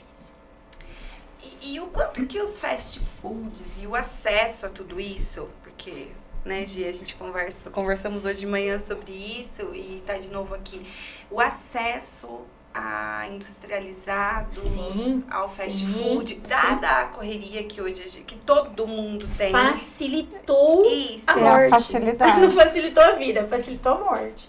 Né? Dá aquela acelerada no processo. Fora as entregas, né? Os deliveries. E tem isso também. Então você é um comedor vespertino, você desconta na comida a sua frustração do dia e ainda tem quem leve na sua porta. Perfeito, olha que combo. Entendeu? Ah, eu não vou mais comprar nada. Por isso que eu não peço comida. Exato, a iFood não faz parte. Eu moro na roça, isso já ajuda demais. Ninguém chega lá, nem entrega nada lá. Se precisar alguém sobreviver, é capaz de passar perto. Mas, assim, eu não tenho aplicativo, mesmo estando no plantão, não tenho esse hábito, as crianças também não têm, porque é complicado. Facilita tudo. Você não vai pedir uma saladinha no iFood. Às vezes você até pede, mas vem com 437 molhos. O molho tem maionese, não sei o que, não sei o que. Qualquer coisa que você vá pedir, de repente, sei lá, um lanchinho, um misto quente. A primeira coisa que o atendente te pergunta é o quê? Ketchup e maionese? O cara não fala, quer que eu ponha um tomatinho? Ele já pergunta, ketchup e maionese? Então, isso é cultural. Agora, como é que você vence tudo isso? Né? E o que eu tenho muita dificuldade com as famílias, por exemplo, é o quê? É o que nós chamamos de ambiente obesogênico. O ambiente obesogênico é a coisa mais limitadora do sucesso do tratamento da obesidade para qualquer faixa etária. Porque às vezes eu tenho aquela mãe mama mesmo, que cozinha e tudo mais, e ela faz domingo, o cara tá em tratamento de obesidade, um jovem, o marido, o filho, ela fez lasanha, brigadeirão, ela fez um parmegiana, tem coca, e ela foi tão legal, porque realmente o coração e o pensamento dela entendem dessa forma, que ela fez uma abobrinha, fez uma abobrinha, pô, meu filho que tá em tratamento de obesidade não pode comer. O João não pode comer. Então ele ganha na prateleira da geladeira uma abobrinha grelhada, uma carninha moída, uma gelatina diet. Vai funcionar? Não. Jamais. Ninguém consegue resistir. Casal. Eu sempre pergunto, seu marido é gordinho? Sua esposa é gordinha? Porque obeso é uma palavra muito dolorida. Sei lá, eles falam, chamou de gordinha, preconceituosa. Ó, é difícil nomear, né? Eu fiquei na dúvida, como que eu falo, né? Gorda, obesa, fala né? obeso, é mais elegante. Mas acho que é mais ofensivo, sei lá. Aí, o seu esposo é gordinho? Não, doutora, magrelo. Nossa, mas o que aquele desgramado come? Verdade, o que ele come? Ai, a doutora fala, é terrível. Ele faz isso, ele faz aquilo, cozinha bem. Aí ele vai na mãe dele e traz uma marmita. E a coitada tá lá usando o Ozempic. Então, não é maldade. A pessoa não faz de maldade. Ela só tá fazendo a parte dela pra ela. E como ela não precisa, porque assim, você pode estar lá, é uma pessoa de 1,70 que pesa 50 quilos, ó, que magrelo, que belezinha, parabéns. Mas se ele tiver 400 de colesterol, o risco de vida dele tá igual.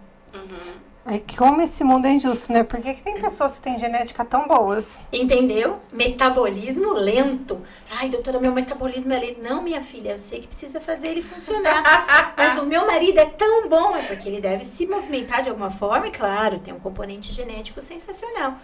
Mas veja bem como é difícil. Porque a pessoa sozinha, ela ainda vai pensar 10 vezes, porque é ela com ela mesma. Eu passei e comprei uma esfirra. Nossa, eu não devia ter feito isso. Então, gera um conflito. Agora, quando ela tá na casa dela, ela tá tentando. Ela tá tomando remédio que a doutora passou. Ela foi na academia, mas foi o marido que comprou. Então, o ambiente obesogênico interfere demais no nosso resultado. Limita demais. Você vê como é multifatorial? Perfeito. A pessoa começa a se exercitar. Eu vejo em casa, eu tenho um projeto hoje, que é o Todo Santo Dia, que é para tirar os meus pacientes do sedentarismo. Então, nós fizemos uma proposta. Vai aumentando gradativamente, a gente ainda está com 1 quilômetro por dia. Corrida, caminhada, bicicleta, skate, patinete, o que você quiser. A pessoa vai lá fazer o Todo Santo Dia da doutora Fá, vai lá 1 horinha, ela volta, tem pizza. Eu vou matar essa pessoa? Vou dizer que ela é fraca? Não, ela só está no ambiente errado. Aí, mas a família tem que se privar? Espera um pouquinho. A gente não está falando da dieta da Dona Maria, a gente está falando da saúde da família da Dona Maria, que começa pela boca.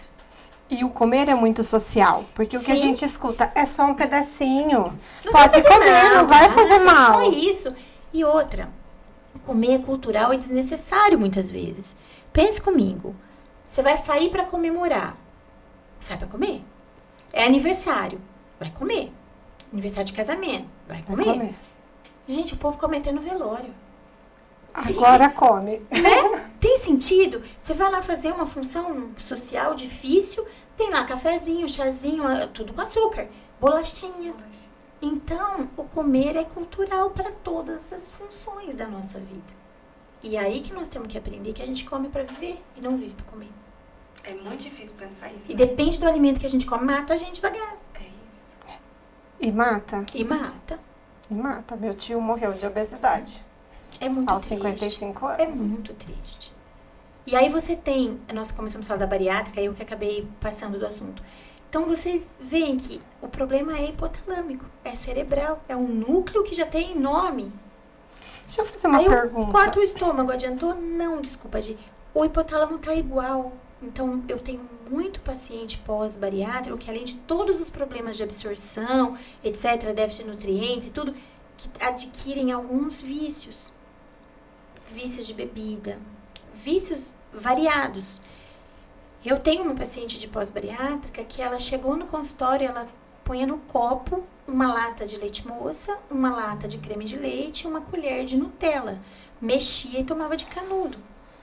Isso tem em torno de 3.000 calorias. Você imagina a pessoa fazer isso 2, 3 vezes no dia?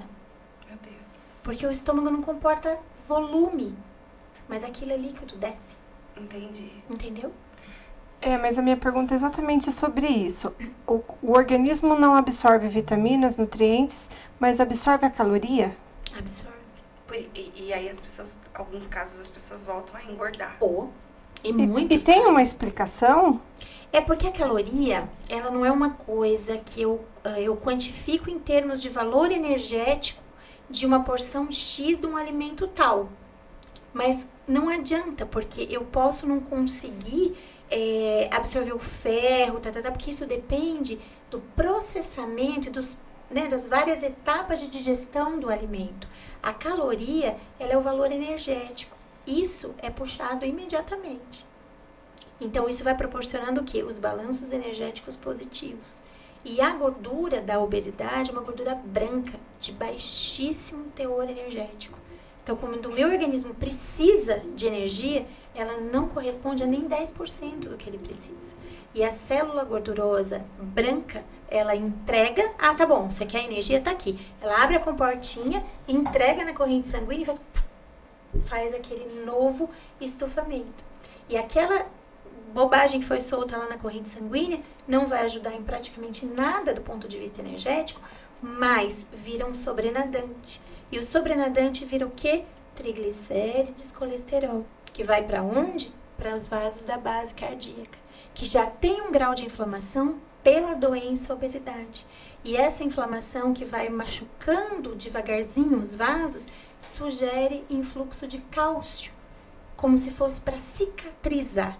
E aí eu tenho o cálcio que vai lá tentar colar essa artéria que está machucada pela inflamação e os triglicérides vão atrás. Aí se formam as placas de ateroma.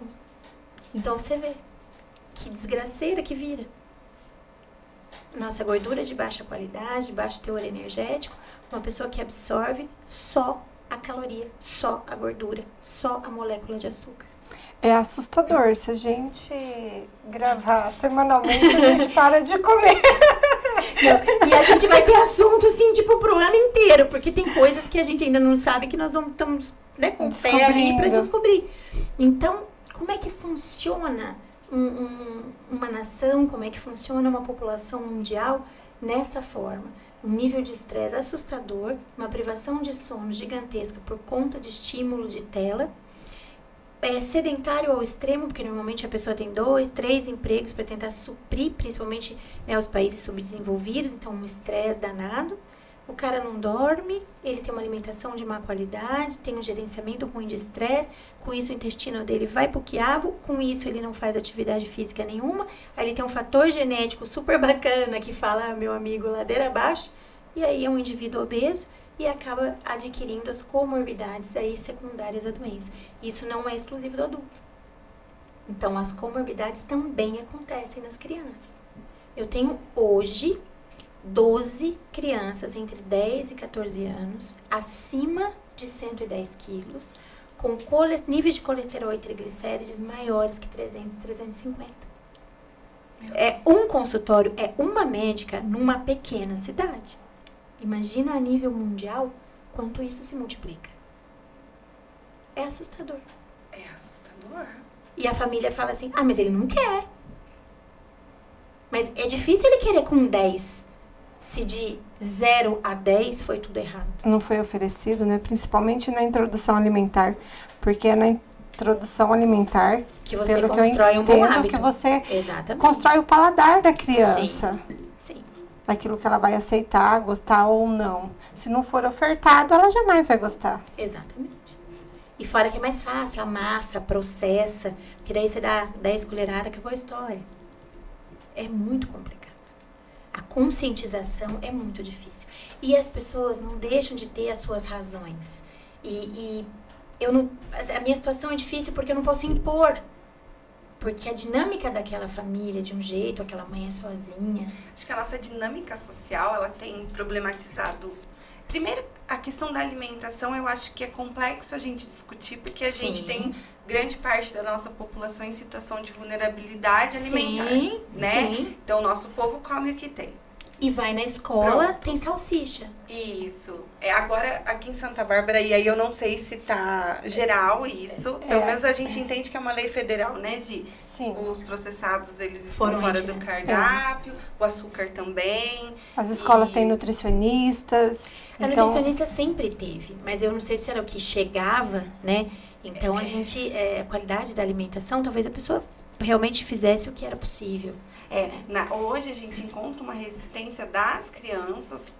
Porque o paladar já está acostumado. Isso, em relação ao alimento de verdade, que a gente costuma Sim, falar, né? sim. E aí, daí que vem a minha pergunta da restrição alimentar, porque não só em casos que nem existem algumas deficiências que acabam colocando mesmo essa questão do paladar em foco, mas não estou falando desses casos, estou falando de modo comum, né? É um não comer, não como isso, não como aquilo, ou só como isso. E a família reforça. Isso. Porque eu sempre costumo pedir muito reforço positivo. Então, por exemplo, a mãe entra com a criança no consultório, você começa a conversar, a criança está lá te olhando, alguns não choraram ainda. Vamos examinar? No PS é a mesma coisa. Ele vai chorar, viu? Ele dá um escândalo. Qual é a referência da criança? Preciso Chorar. dar O que a mãe diz. Ela espera isso de mim. Entendeu? É isso que a mamãe espera de mim. Então, eu sempre falo pra elas, e na situação da alimentação, a mesma coisa. Ele só come, ele não come nada que é verde. Se tem verde, doutora, não come. Engraçado. Aí você fala, gente, mas pera um pouco. Então, eu sempre peço, faça reforços positivos. Olha, ele não chora, ele adora que escute o coração.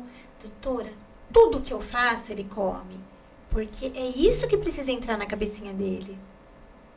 Mas essa pessoa também não tem tempo. Ela também tem 2 empregos, ela tem outros 3 filhos, ela muitas vezes é sozinha, ela tem 10 contas atrasadas.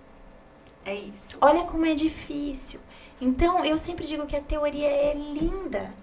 É assustadora pela informação que traz. É linda se fosse passível de ser feita com maestria, mas a gente esbarra em muitas vertentes. Então, eu não preciso, não é a criança, é o alvo mais fácil. O difícil é todo o contexto que ela vive. E para mim, é fácil dizer, a senhora chegue na sua casa, faça arroz, brócolis, danana. Ela vai dizer pra mim que ela vai fazer, porque ela não vai dizer pra mim que ela não tem como. O que seria uma alimentação saudável? A definição disso. Se eu pudesse escolher, eu pediria assim, o que eu falo pras famílias, assim, em situação de virose, me ajuda pra caramba. Porque daí eu falo assim, pai, mãe, pra levar pra vida, viu?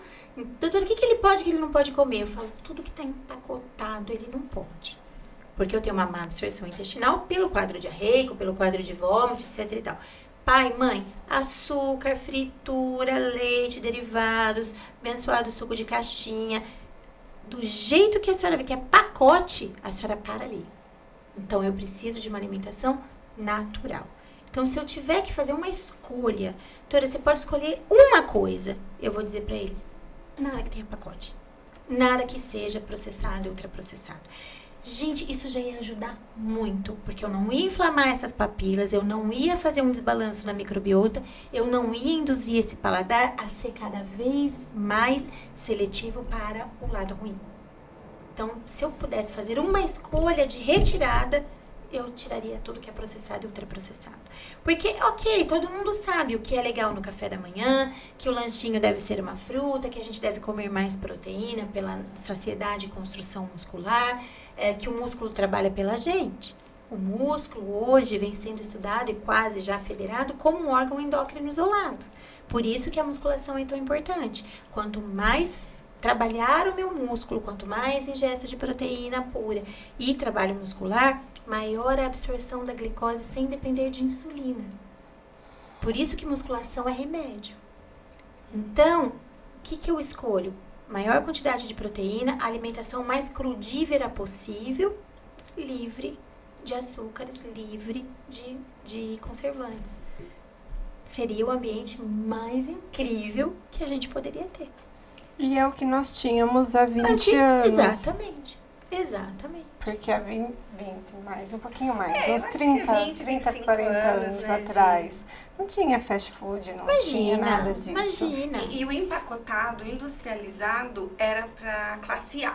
Sim. A classe C, D e E não tinha acesso. Imagina. Né? A Financeiramente carne era no impossível. açougue. Isso. A verdura era da horta, a fruta era ali da frutaria, ali onde quer que a pessoa conseguisse.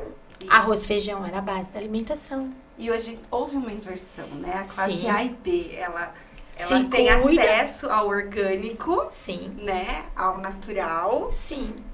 E aí são diversos os fatores, a questão financeira, porque não é uma alimentação, de modo geral, acessível, Sim. né? Tem a questão do tempo, Sim. porque Preparo. eu preciso preparar aquilo, né? Você tem um tempo para preparar. Ou alguém ter que faça. Exatamente, ter alguém que faça. E aí a classe trabalhadora acaba que não tem dessas Vai no mais possibilidades. rápido. É isso. É. Vai no que dá, Vai no que dá. né? Eu trabalho numa cidade aqui perto que tem um barzinho, assim, na frente do hospital, uma cafeteria que as pessoas frequentam e tal. Gente, o tamanho da coxinha é assustador.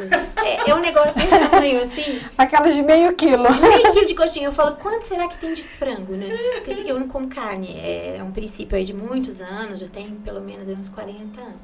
Então, eu nunca teria a curiosidade de experimentar, por exemplo, mas eu fico sempre de olho quando eu vou tomar um café, porque eu sou louca pra ver alguém cortar aquilo lá e saber o quantos 1000% tem de massa e o que tem de frango. E de onde veio esse frango também, né? Como é que é? Frango de pacote? Como é que é a história? Então, você imagina o que a gente vê de movimento que é na porta do hospital. O movimento é gigantesco. E você vê na hora do almoço, as pessoas parando, é uma coxinha, um refrigerante. É um salgado também, gigantão, aí, uma pura massa, que tem lá, sei lá, um presunto e queijo. É o rápido. É o que pede menos tempo, é o que eu tenho acesso. Às vezes é o vale que a empresa dá. Olha quanta coisa envolvida.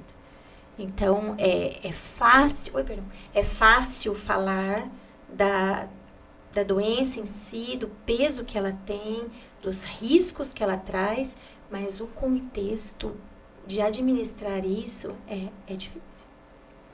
É difícil. É porque você tá falando e eu tô aqui pensando, A gente né? pensa na nossa própria vida, né? Isso, é. A Ainda gente que faz- me considero uma pessoa até que privilegiada, né? Conseguiria mudar hábitos, ter acesso a determinadas coisas. Mas pensando de modo geral, eu fico pensando no nosso povo que, por exemplo, vive aí com uma cesta básica, Um salário mínimo. né? E aí, como que eu complemento? E aí, enfim, E eu né? não tenho de uma atividade complexidade. governamental que me assista. Então, é isso que eu ia falar, porque assim, penso talvez que a gente precisa pensar num plano de governo, Exato, né? exato. E aí a nível A federal, obesidade por óbvio. infantil é nível governamental. Isso. Porque você pede pra mãe, olha, esse menino precisa se exercitar. Você acha que ela tem 200, 300 reais pra pagar a natação Porque 2 não é vezes por barato, semana? né? Não. E aí também não tem do público. Não. Né, nos bairros. Não. E aí eu tô falando dos bairros. Ai, tem aqui na Secretaria de Esporte no centro. Mas tem fila. Joia. Isso, mas aí você vai lá num bairro que fica a 20 minutos. Como que eu chego aqui? Como que eu saio do meu trabalho? Entende como é complexo? Sim. Porque ela gasta um passe para ir buscar a criança, outro para trazer a criança e mais um para voltar com a criança. E nas eleições, a gente foi estudar os planos de governo, nenhum deles, de nenhum partido Eleição tinha... federal, né, Chico? Eleição federal e estadual. Não tinha em nenhum partido nada sobre esporte, nem na escola, Nada. nem Nada. nem na Secretaria praça, de Esportes. nem nas secretarias, em lugar nenhum. E isso faz falta. E a gente discutiu isso na época da eleição federal, né? Presidente e governador. Porque, assim, é uma é uma falta que a gente percebe no município, Sim. mas precisa vir uma política de cima, fora, de cima, né? sim. Porque precisa de financiamento. E faz parte do tratamento, Exatamente. tanto do adulto quanto da criança. E vai além, porque além de tratar a obesidade infantil, que é um problema mundial, você tira as crianças periféricas da rua. Da rua, Você os mais tira, bem colocados da tela. você tira as crianças periféricas do mundo das drogas, Sim, você traz da para o violência esporte, em da geral. violência. Então, só traz benefícios. Sim. E porque não tem um olhar. Aqui em Santa Bárbara a gente discute muito, e aí trazendo bem para nossa realidade da educação, porque assim, a educação lá tem um limite. Claro, A gente vai até aqui. claro. E o quanto a gente sente falta de trabalhar em extensão. rede com a saúde e com, com o esporte Sim. nos bairros, né? Eu faço rede pública, unidade básica de saúde. Aí eu tenho crianças obesas, dislipidêmicas, hipertensas, pré-diabéticas. Aí você diz pra essa mãe que essa criança precisa se mexer. Crianças diabéticas tá chegando muito nessas Sim. escolas, coisas Aí que ela fala pra antigamente mim, não tinha. doutora, mas não tem na prefeitura, não tem na praça. Fala, no seu bairro não tem nada, não tem... Não. Não tem. Olha, você vai uma em tal boa pra lugar. nossa carta compromisso. Boa. Não é, porque é a nossa realidade, né? E é muito difícil ter acesso. Sim. E a informação é um problema. A ignorância é uma benção. É santa. Né? A Ignorância é santa. Quanto menos você sabe, menos você se mexe. Agora, pense incomoda. comigo, se eu tivesse atividade esportiva para essa família. Então, eu gerencio a obesidade da mãe, do pai, da avó, da criança. Eu diminuo as comorbidades, eu preciso menos da medicação, eu diminuo o gasto com remédio, eu diminuo o gasto com aposentadorias precoces. Olha quanta coisa reflete. É tirar uma sobrecarga do sistema, Exato. né? Porque nós estaríamos Exato. tirando E oferecer qualidade de vida de vida. para as pessoas. Então, eu tiro a criança da rua, eu tiro a criança da droga, eu tiro a criança da violência, eu tiro a criança da tela, eu dou qualidade de vida para essa mãe que também está obesa. Sim, Né? Quantas chegam ali na unidade básica de saúde? É uma judiação. sim. É uma desassistência global, porque aquele que pode, corre com a perna que tem. Isso quando ela não vai lá e o médico, não todos, doutora, mas Imagina. receita cadeado. Não sei se a senhora viu esse caso. Não. Cadialina. Aí embaixo estava explicando que era só ela fechar a boca e a geladeira com cadeado. Eu já ouvi o SPA, né? Esparadrap. Ah, meu pai. Mas antes, Isso eu deu na mídia, tem não vi. vídeos. E o foi- paciente é traumatizado, o paciente da obesidade ele é traumatizado. Porque ele não chega cru. É o que eu ia falar. Ele Eu acho já que- percorreu um caminho, muitas vezes silencioso. Ele já tomou medicação controlada que farmácia vende sem receita. Ele já fez de Quem tudo. nunca? Quem nunca? Eu já. Opa! Todos eu sou e da mais época um do pouco. Proporex. Era assim. Anfepramona. Anfepramona. Era estudante de medicina. Então, tinha uma farmácia lá em Campinas que vendia. Ok. Você comprava como comprava dipirona. Imagina Sim. quanto isso não fez de mal pra mim. E barato, porque não é um Barato. remédio caro. Exatamente. E hoje tá cada dia mais, eu vejo, né, as meninas muito jovens, porque Muito. eu jovens. tenho, eu estou em sobrepeso, mas eu já, depois da vida adulta, para mais de 30 anos, né? Quando era jovem, sempre fui magra. Magra. E aí engordei, enfim. Hoje não, com 17, 18 anos, já em estado de obesidade. E fora Muito jovem. que quanto mais precoce, mais alterações hormonais eu tenho. Quanto maior a quantidade de gordura periférica, o estrógeno, que é o hormônio feminino, encontra uma casa de conversão muito fácil. Então, obesidade e puberdade precoce andam de mãos dadas. E uma puberdade precoce feminina, dependendo do nível em que esse paciente se encontre, eu tenho maior número de gravidez na adolescência. Maiores complicações com essas gestantes adolescentes diabéticas, com doença hipertensiva específica da gestação, evoluindo com eclâmpsia, partos prematuros, recém-nascidos aí de 27, 28 semanas que ficam 6 meses numa UTI neonatal e, graças a Deus, a evolução gigantesca da neonatologia, mas ainda encontra limites, porque nós somos humanos, e aí eu tenho muitas crianças de prematuridade precoce com sequelas gravíssimas. Com uma mãe de 17, de 16, que não conseguiria dar conta de um recém-nascido forte, saudável, que dirá uma criança com paralisia cerebral, dependência de oxigênio, cego. Então, vocês veem o tamanho do buraco? Aonde é que a obesidade leva a gente? Pro buraco. Nossa. Assim, eu sou apaixonada pelo assunto, eu acho que eu teria histórias e colocações científicas para ir passando para vocês, assim, por muitos outros momentos iguais a esse. Mas, sim, se chegar no coração das pessoas que a gente precisa, em primeiro lugar, prevenir. Se eu não conseguir prevenir, que eu enxergue a criança em sobrepeso e obesidade precocemente, que eu procure ajuda e eu entenda que isso precisa mudar. Isso já é uma grande coisa. Se a gente conseguir plantar essa semente, é uma grande coisa. E se as pessoas os adultos, enfim, em situação de obesidade entenderem que nunca mais ninguém pode chamá-lo de preguiçoso, de comilão, de zero força de vontade. O indivíduo obeso, ele é baixa dopamina, ele é baixa serotonina. Então, são os hormônios do levanta-te e anda-te. Por isso que o indivíduo em situação de obesidade, ele quer ficar quietinho. Fora as dores, fibromialgia, sobrecargas articulares, enfim. Então, é aquela pessoa que fala, não mexe comigo, porque tudo dói. Tudo dói. Tudo dói. E a vontade de levantar é zero. Porque ele não tem hormônio que faça ele se mexer. Então, não é preguiça. Tanto que a minha foto hoje na academia foi na força do ódio. Mas não pense assim. Agora pense na força da solução, na força de evitar um monte de coisa. Considera, né? Passe a amar a musculatura. A gente tem que passar a amar a nossa musculatura, porque ela é por nós. A atividade de academia, sempre explico para o paciente que a gente precisa das duas coisas. Relacionado à atividade física, eu preciso de atividade aeróbica.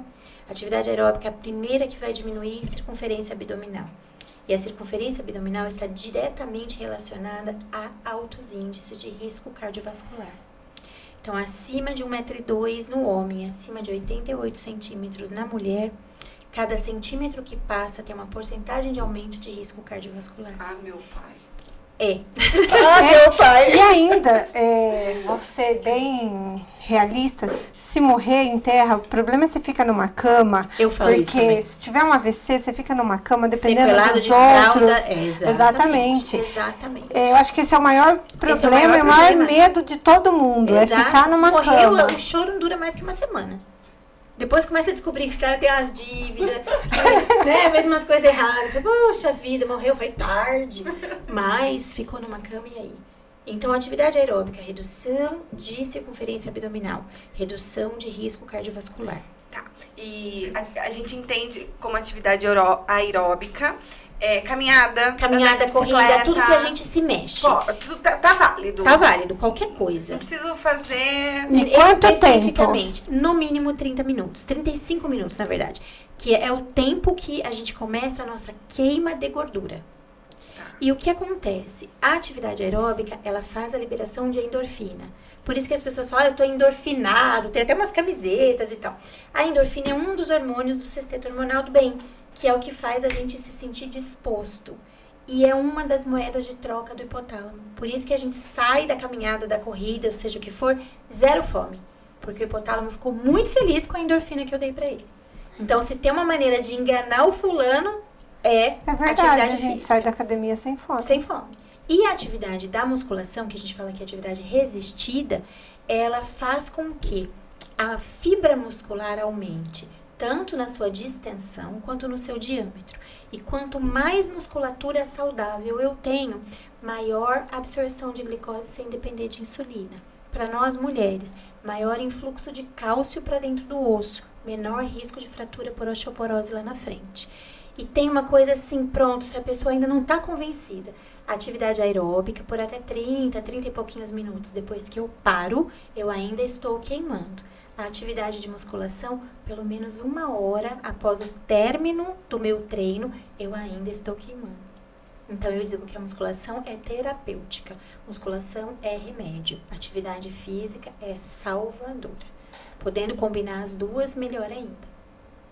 E nunca é tarde? Pode começar a qualquer tempo, doutora? Imagina, qualquer tempo. Qualquer Idade, tempo. peso, posso Não. começar a qualquer tempo. Eu sigo muitas coisas de corrida, né? Corrida foi muito salvadora pra mim. Atividade física é quando a gente pega gosto por ela, né? Você começa a entender de quantas coisas ela te livra, não só do ponto de vista físico, né? Mas do ponto de vista emocional. Eu vivo num limiar de estresse aí grande, né? São 3 filhos, sou só eu, são 6 empregos, eu tenho Isso, doutora! um emprego de coordenação que exige de mim muito além, né? Porque uma coisa é você ter um coordenador no seu respaldo, outra coisa é você ser o cara que tem que resolver, que tem que facear o dono do hospital, que tem que facear o auditor, que tem que facear uma família numa situação de desagrado, enfim.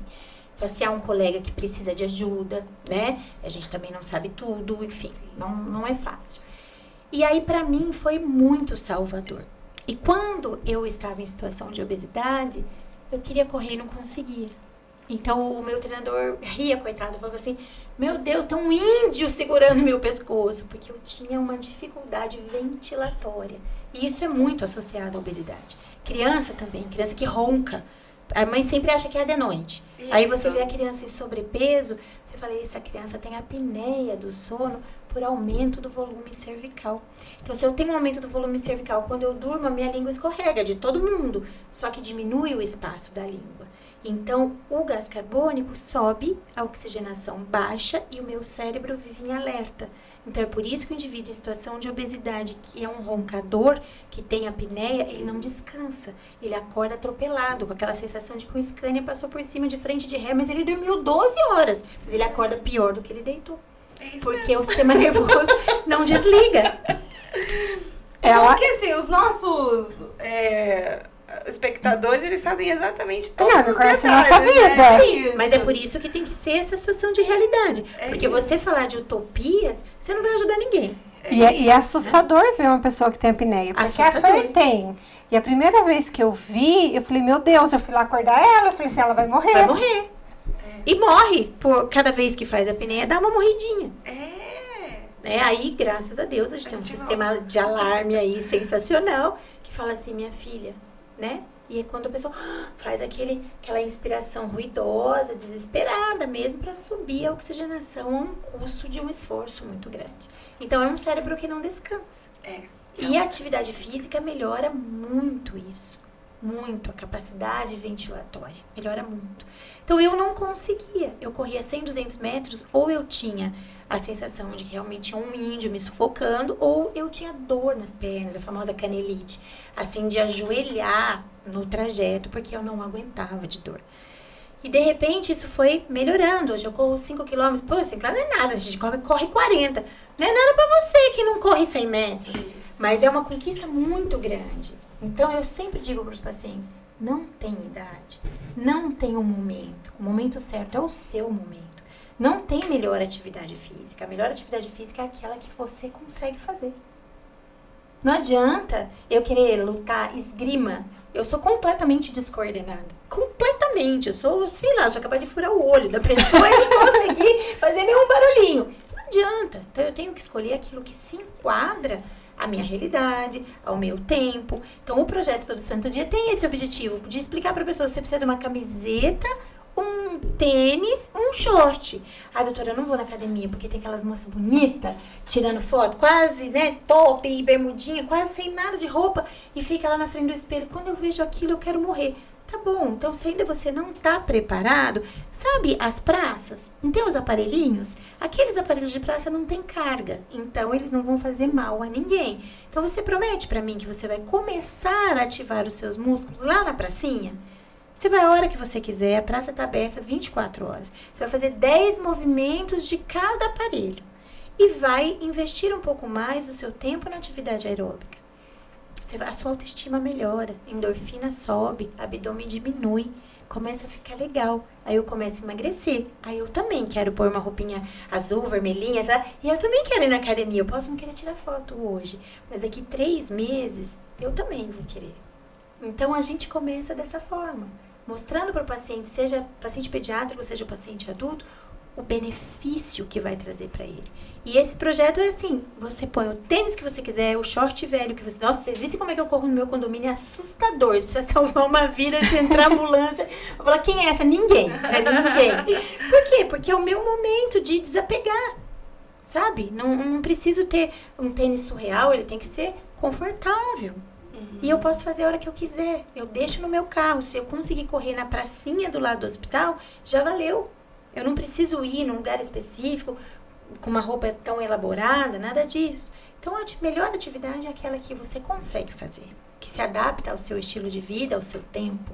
Mas a gente tem que entender que não é uma opção.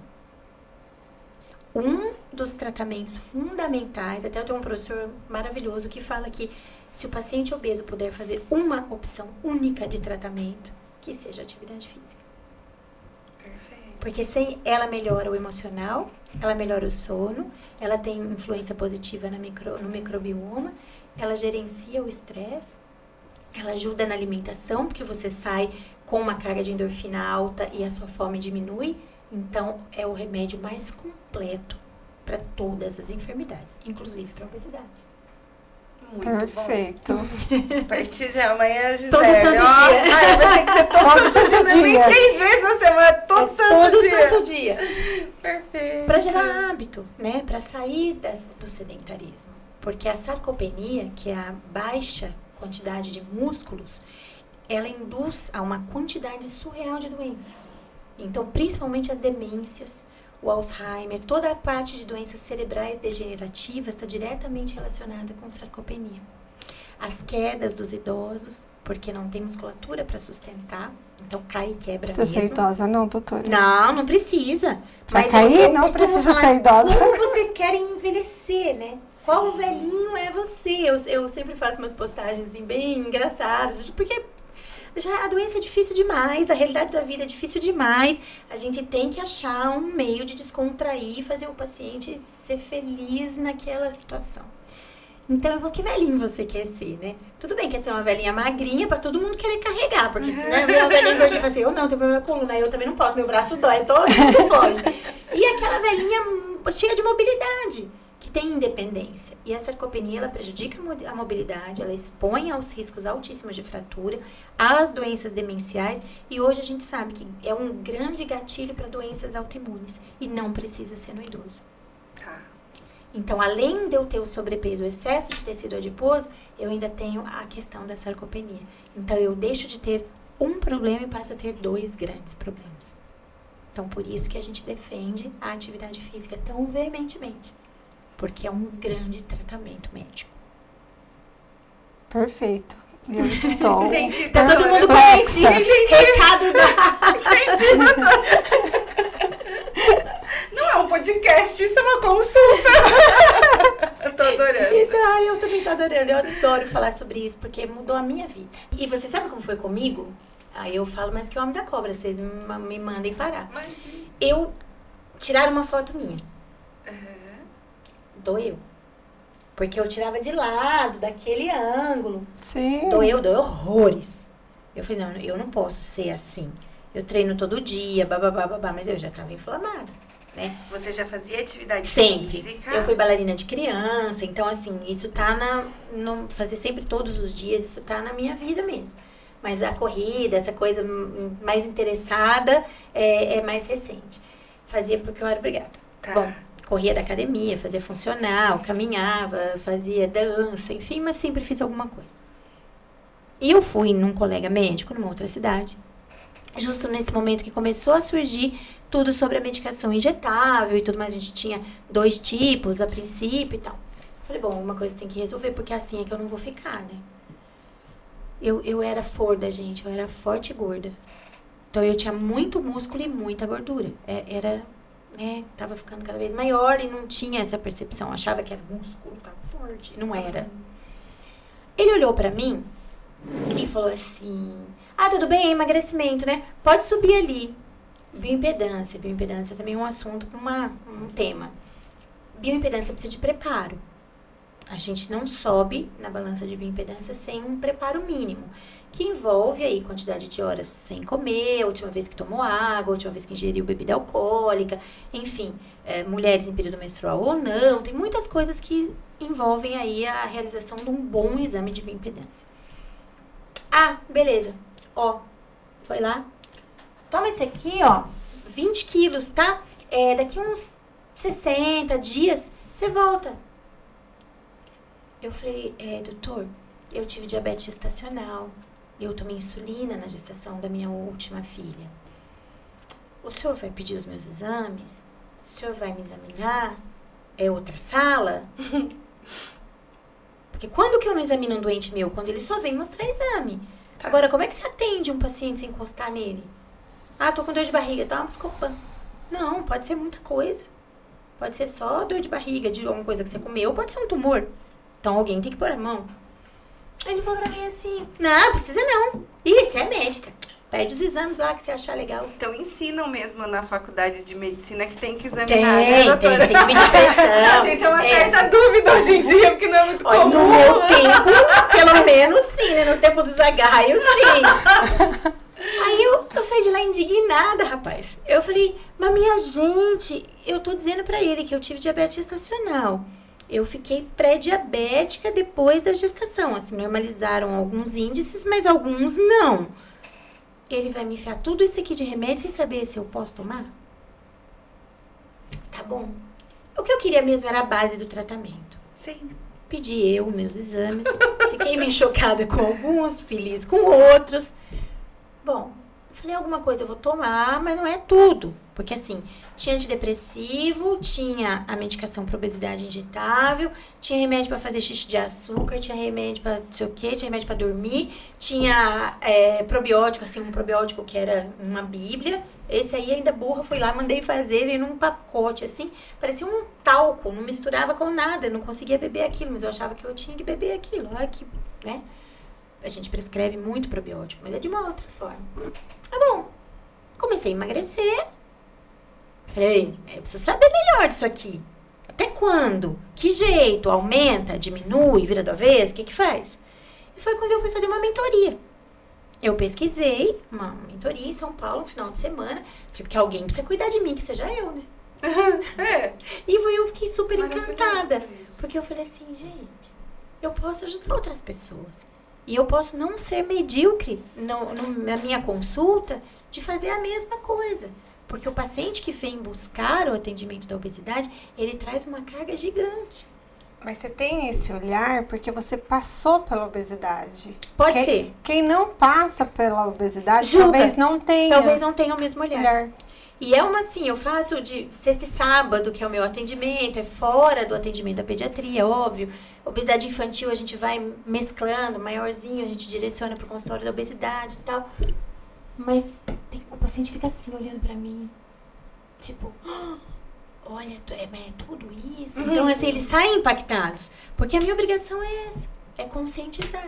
E eu não escondo deles. Todos os meus pacientes sabem que eu sou ruim pra comer, que eu não durmo, que eu tenho um monte de dificuldades também, que eu estou 26 quilos a menos, já tem 3 anos, que eu também tive rebote, eu ganhei 6, fiquei quase louca. Aí fui reconsiderável, que era massa muscular, que não era. Não é fácil. E assim, qualquer deslize me joga para trás. Então, se joga o médico, joga o paciente também. Então, se não tiver uma consciência plena de que pode ter falha, que balança não é tudo, que gordura não pesa, gordura faz volume. Então, você olha o paciente 4 semanas depois, ele tá fininho, assim, murchinho. E vai pra balança, deu 3 quilos, ele se decepciona horrores, porque ele acha que o número da balança é o que salva. Não é verdade. Então, esse trabalho também é difícil. É fazer o paciente entender que número de balança não é tudo. E que comer não engorda. Sim, eu posso comer. Eu posso comer. Eu posso. A gente tem Eu uma devo dificuldade comer. muito grande com isso, quem tem Sim. sobrepeso. Porque a gente acha que se a gente comer, a gente vai engordar. Sim. E não necessariamente. Não.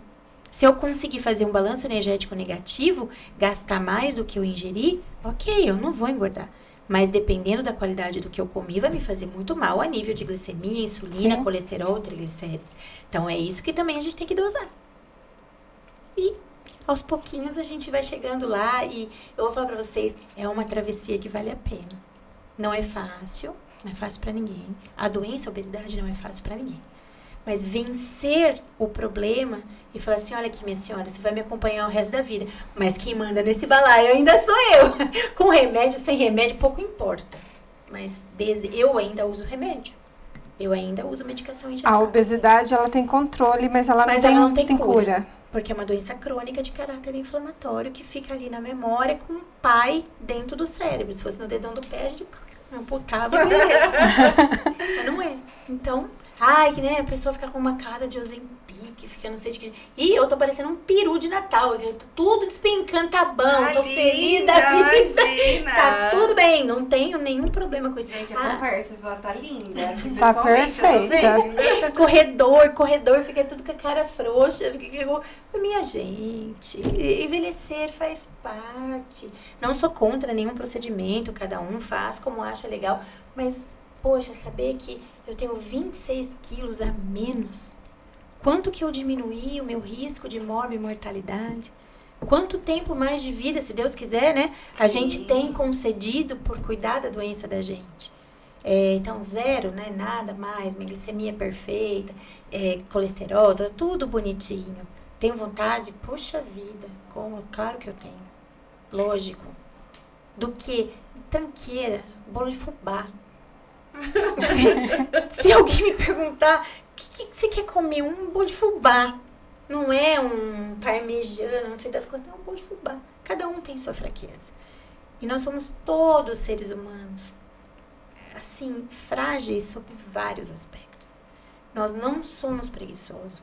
Nós não somos indivíduos comilões e de má vontade. Nós somos indivíduos doentes de forma multifatorial, que envolve uma série de aspectos no nosso organismo e que estamos aqui em luta contra a nossa doença.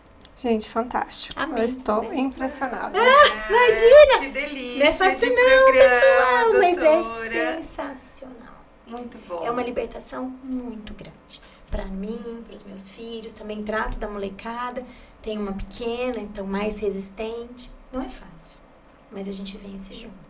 A partir do momento que a gente reconhece o problema e entende a gravidade dele. Perfeito. Tô impactada com a sua presença, com a Imagina, sua fala. Impressionada. Foi uma delícia. Eu esse agradeço bate-papo muito a nosso oportunidade. Mesmo, É um foi papo grande, esclarecedor. difícil as pessoas falarem sobre isso. É muito complexo. Então eu peço desculpas que a gente acaba viajando em algumas partes. A gente perde às vezes o foco, está falando de criança, volta para o adulto, enfim. Mas é porque todos estamos envolvidos nessa mesma causa. Eu fico super à disposição de vocês. Eu agradeço demais o espaço, a oportunidade de falar sobre a doença que vem matando a humanidade. A gente que agradece a disponibilidade. Imagina, venham quantas vezes vocês quiserem. Que delícia. Não fala isso não, que a gente Não, acaba pode chamar. Imagina, se tiver o meu alcance e se for do agrado de vocês contem com a minha presença sempre. Ai, muito obrigada. Eu que agradeço. Bom, a nossa segunda pergunta clichê, eu vou deixar você pensar um pouquinho, porque eu acho que ela precisa desse tempo. A Gisele vai dar um recado e depois a gente volta em você. Tá. Essa câmera aqui é a sua, tá? Na lousa da vida, qual mensagem, se você pudesse, você deixaria? Só pensar um pouquinho. Tá. Gi, vai lá. Temos um recadinho importante. Muito. A gente precisa compartilhar essas informações. Foi um podcast de super qualidade, necessário, importante. Então a gente precisa compartilhar, comentar. Siga a gente nas redes sociais, principalmente no YouTube. Bora lá, mulherada? É isso. E antes da doutora Fabrícia responder a nossa pergunta, eu queria também que ela deixasse as redes sociais para que as pessoas Sim. que gostaram desse papo, olha, Possam fantástico, seguir a gente lá. possam seguir Tá. você lá. Vai lá, doutora. Nós demos até uma estacionada nas redes sociais por uma série de coisas, porque veio o projeto de corrida que a gente fez, uma corrida beneficente que foi recente, agora eu tenho outra para preparar, que apareceu hoje, assim, faz comigo. Eu Eu faço. Vamos lá! E, então, assim, tá meio estacionadinha, mas agora, graças a Deus, em março, já arrumei uma pessoa super bacana, que é o Rafa, meu filho, que ele é o cara, assim, não é porque ele é meu, mas ele é surreal. E, então, tomou gosto por essas artes. Ela falou, não, mãe, eu faço, porque a gente tem muito conteúdo, né? E os conteúdos, eles não vêm de mim. Os conteúdos, eles são compartilhados. E a gente precisa ter muito cuidado com isso. Então, o conteúdo, os posts de rede social, eles precisam ser muito estudados. Porque o Ctrl+C, Ctrl+V pode colocar situações, né, em situações de desbalanço e podem colocar a gente em maus lençóis, o paciente em risco. Perfeito. Então, são coisas muito bem pensadas. Então, faz uns 2 meses que a gente não posta, mas eu tô lá todos os dias. É o DRA Fabrícia Lima, é a página da pediatria, perdão. E as mães têm acesso. Então, como a gente não consegue deixar celular, WhatsApp, que é impossível, o volume de pacientes que a gente acaba atendendo é impossível, mas as mães têm o meu apoio ali na doutora Fabrícia Lima. É difícil porque elas querem que eu medique por telefone, por WhatsApp, por Instagram, desculpa. Então, eu falo, não prescrevo, não posso medicar. De vez em quando eu fico emburrada, eu boto lá um recadinho. Pessoal, que pedaço que vocês não entenderam. O CFM me proíbe. Porque se eu acertar a medicação, nossa, doutora top das galáxias. Se eu errar, a minha vida médica, que foi trilhada até agora com muito sacrifício, vai pro buraco. Sim. Então, eu não posso medicar por telefone. É uma página de suporte. Então, as redes sociais ajudam bastante a gente, mas é uma página de suporte. Faça isso, vá ao pronto-socorro, não precisa, fica calma, né? Então, eu dou o apoio que eu posso. Eu né? quero marcar uma consulta com a doutora. Onde eu encontro? Nós temos um Linktree, né, na página do Instagram, que direciona. Clicando no link, direciona direto para o WhatsApp e a pessoa seleciona consultório da pediatria, consultório da obesidade. E a DRA Fabrícia Lima Obesidade é a página da obesidade em si. É a página do projeto Todo Santo Dia, que todo dia eu posto a minha parte. Sexta-feira eu fui pro Sambódromo, todo ano eu vou. Delícia. Não, é sensacional, né? Conte, que escola você Sensacional. foi? Eu fui na Dragões, que foi vice-campeã, graças a Deus. Beliscou o título, mas se Deus quiser, ano que vem a gente chega lá. Muito E eu bom, corri no meu quarto de hotel por 15 minutos parada no lugar, porque eu não abandono o meu todo santo dia. Então, se eu peço pro meu paciente que ele tenha foco, eu sou o exemplo dele. Então, o todo santo dia acontece independente dos meus treinos, né? 1 quilô, o dia que eu consigo 3, 4, 5, ok, eu conto. Pessoal, hoje deu bom! Mas tem dia que eu também consigo 1 e tenho o meu treino para cumprir. Mas tá ali, todo santo dia fidelizado. Então, é a página da obesidade em si, que também serve de suporte para os meus pacientes da obesidade, né? E a gente fala um pouco de obesidade infantil. Então, uma vez por semana, normalmente, eu faço um post compartilhado sobre obesidade infantil, que sai nas 2 páginas. A doutora Fabrícia Lima já é uma página maior, mais velha, e a obesidade está engatinhando e a gente vai trabalhando nela também. Então, fica super à disposição, estou aberta também para os telespectadores, para os espectadores, né? Aqui a gente fica meio em dúvida como que a gente chama as pessoas. Como que é, Gisele? As pessoas que seguem vocês, seguidores, Não, melhor. seguidores. Mais Eu também fácil. fico à disposição. isso. Às vezes, se surgirem dúvidas, né, quando vocês soltarem esse podcast, eu fico super à disposição, né? Perfeito. Porque é um assunto conflitante, né? Sim, importante. E tem conflitos, as pessoas têm paradigmas, têm conceitos antigos, tem coisas que elas ouviram falar. Muita enfim, informação hoje em Muita dia, informação. né? Fora o tanto que eu falei, aí zoou tudo mesmo. Vamos lá, a sua mensagem, doutora, por favor. Gente, elas perguntaram sobre a lousa da minha vida. Eu não tive uma trajetória de vida fácil, nem do ponto de vista pessoal, nada. Sempre foi uma trajetória, assim, meio aos trancos e barrancos, muito desafiadora, muito desafiadora.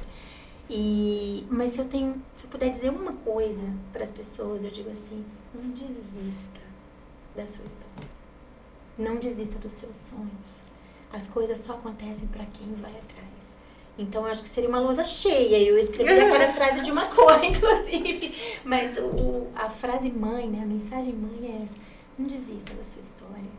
Por mais difícil que ela tenha sido, por mais difícil que ela seja, por mais dura que seja a realidade, os sonhos, eles estão dentro da gente. E só depende de nós. Bom, temos um programa, Gisele. Um mega programa. Isso, doutora Fabrícia, mais uma vez, muito Imagina, obrigada. Uma honra mesmo. A A honra é disposição nossa. de vocês. que tenha sido esclarecedor, mas é muito complexo. Então, tem muitos braços que a gente tira dessa árvore, né? Complexo e maravilhoso. Mas foi extremamente satisfatório. Apesar da complexidade, você tem uma calma na voz, uma paciência para explicar. Imagina. Então eu tenho certeza que essas informações elas vão chegar em muitas pessoas que precisam. Que assim seja. Que serão de valia para muita gente. Que bom, eu fico muito feliz e fico aberta ao que vocês precisarem. Muito e obrigada. os seguidores de vocês também. Muito obrigada. Muito obrigada. Uma noite abençoada Gratidão. para vocês. Uma semana de muita paz e bem. Amém. E o resto a gente resolve. Amém. Amém. Tudo de bom. Gi, por que nessa mesa todo mundo pode? Propode. É isso, gente. Até a próxima. Tchau, galera. Tchau, pessoal.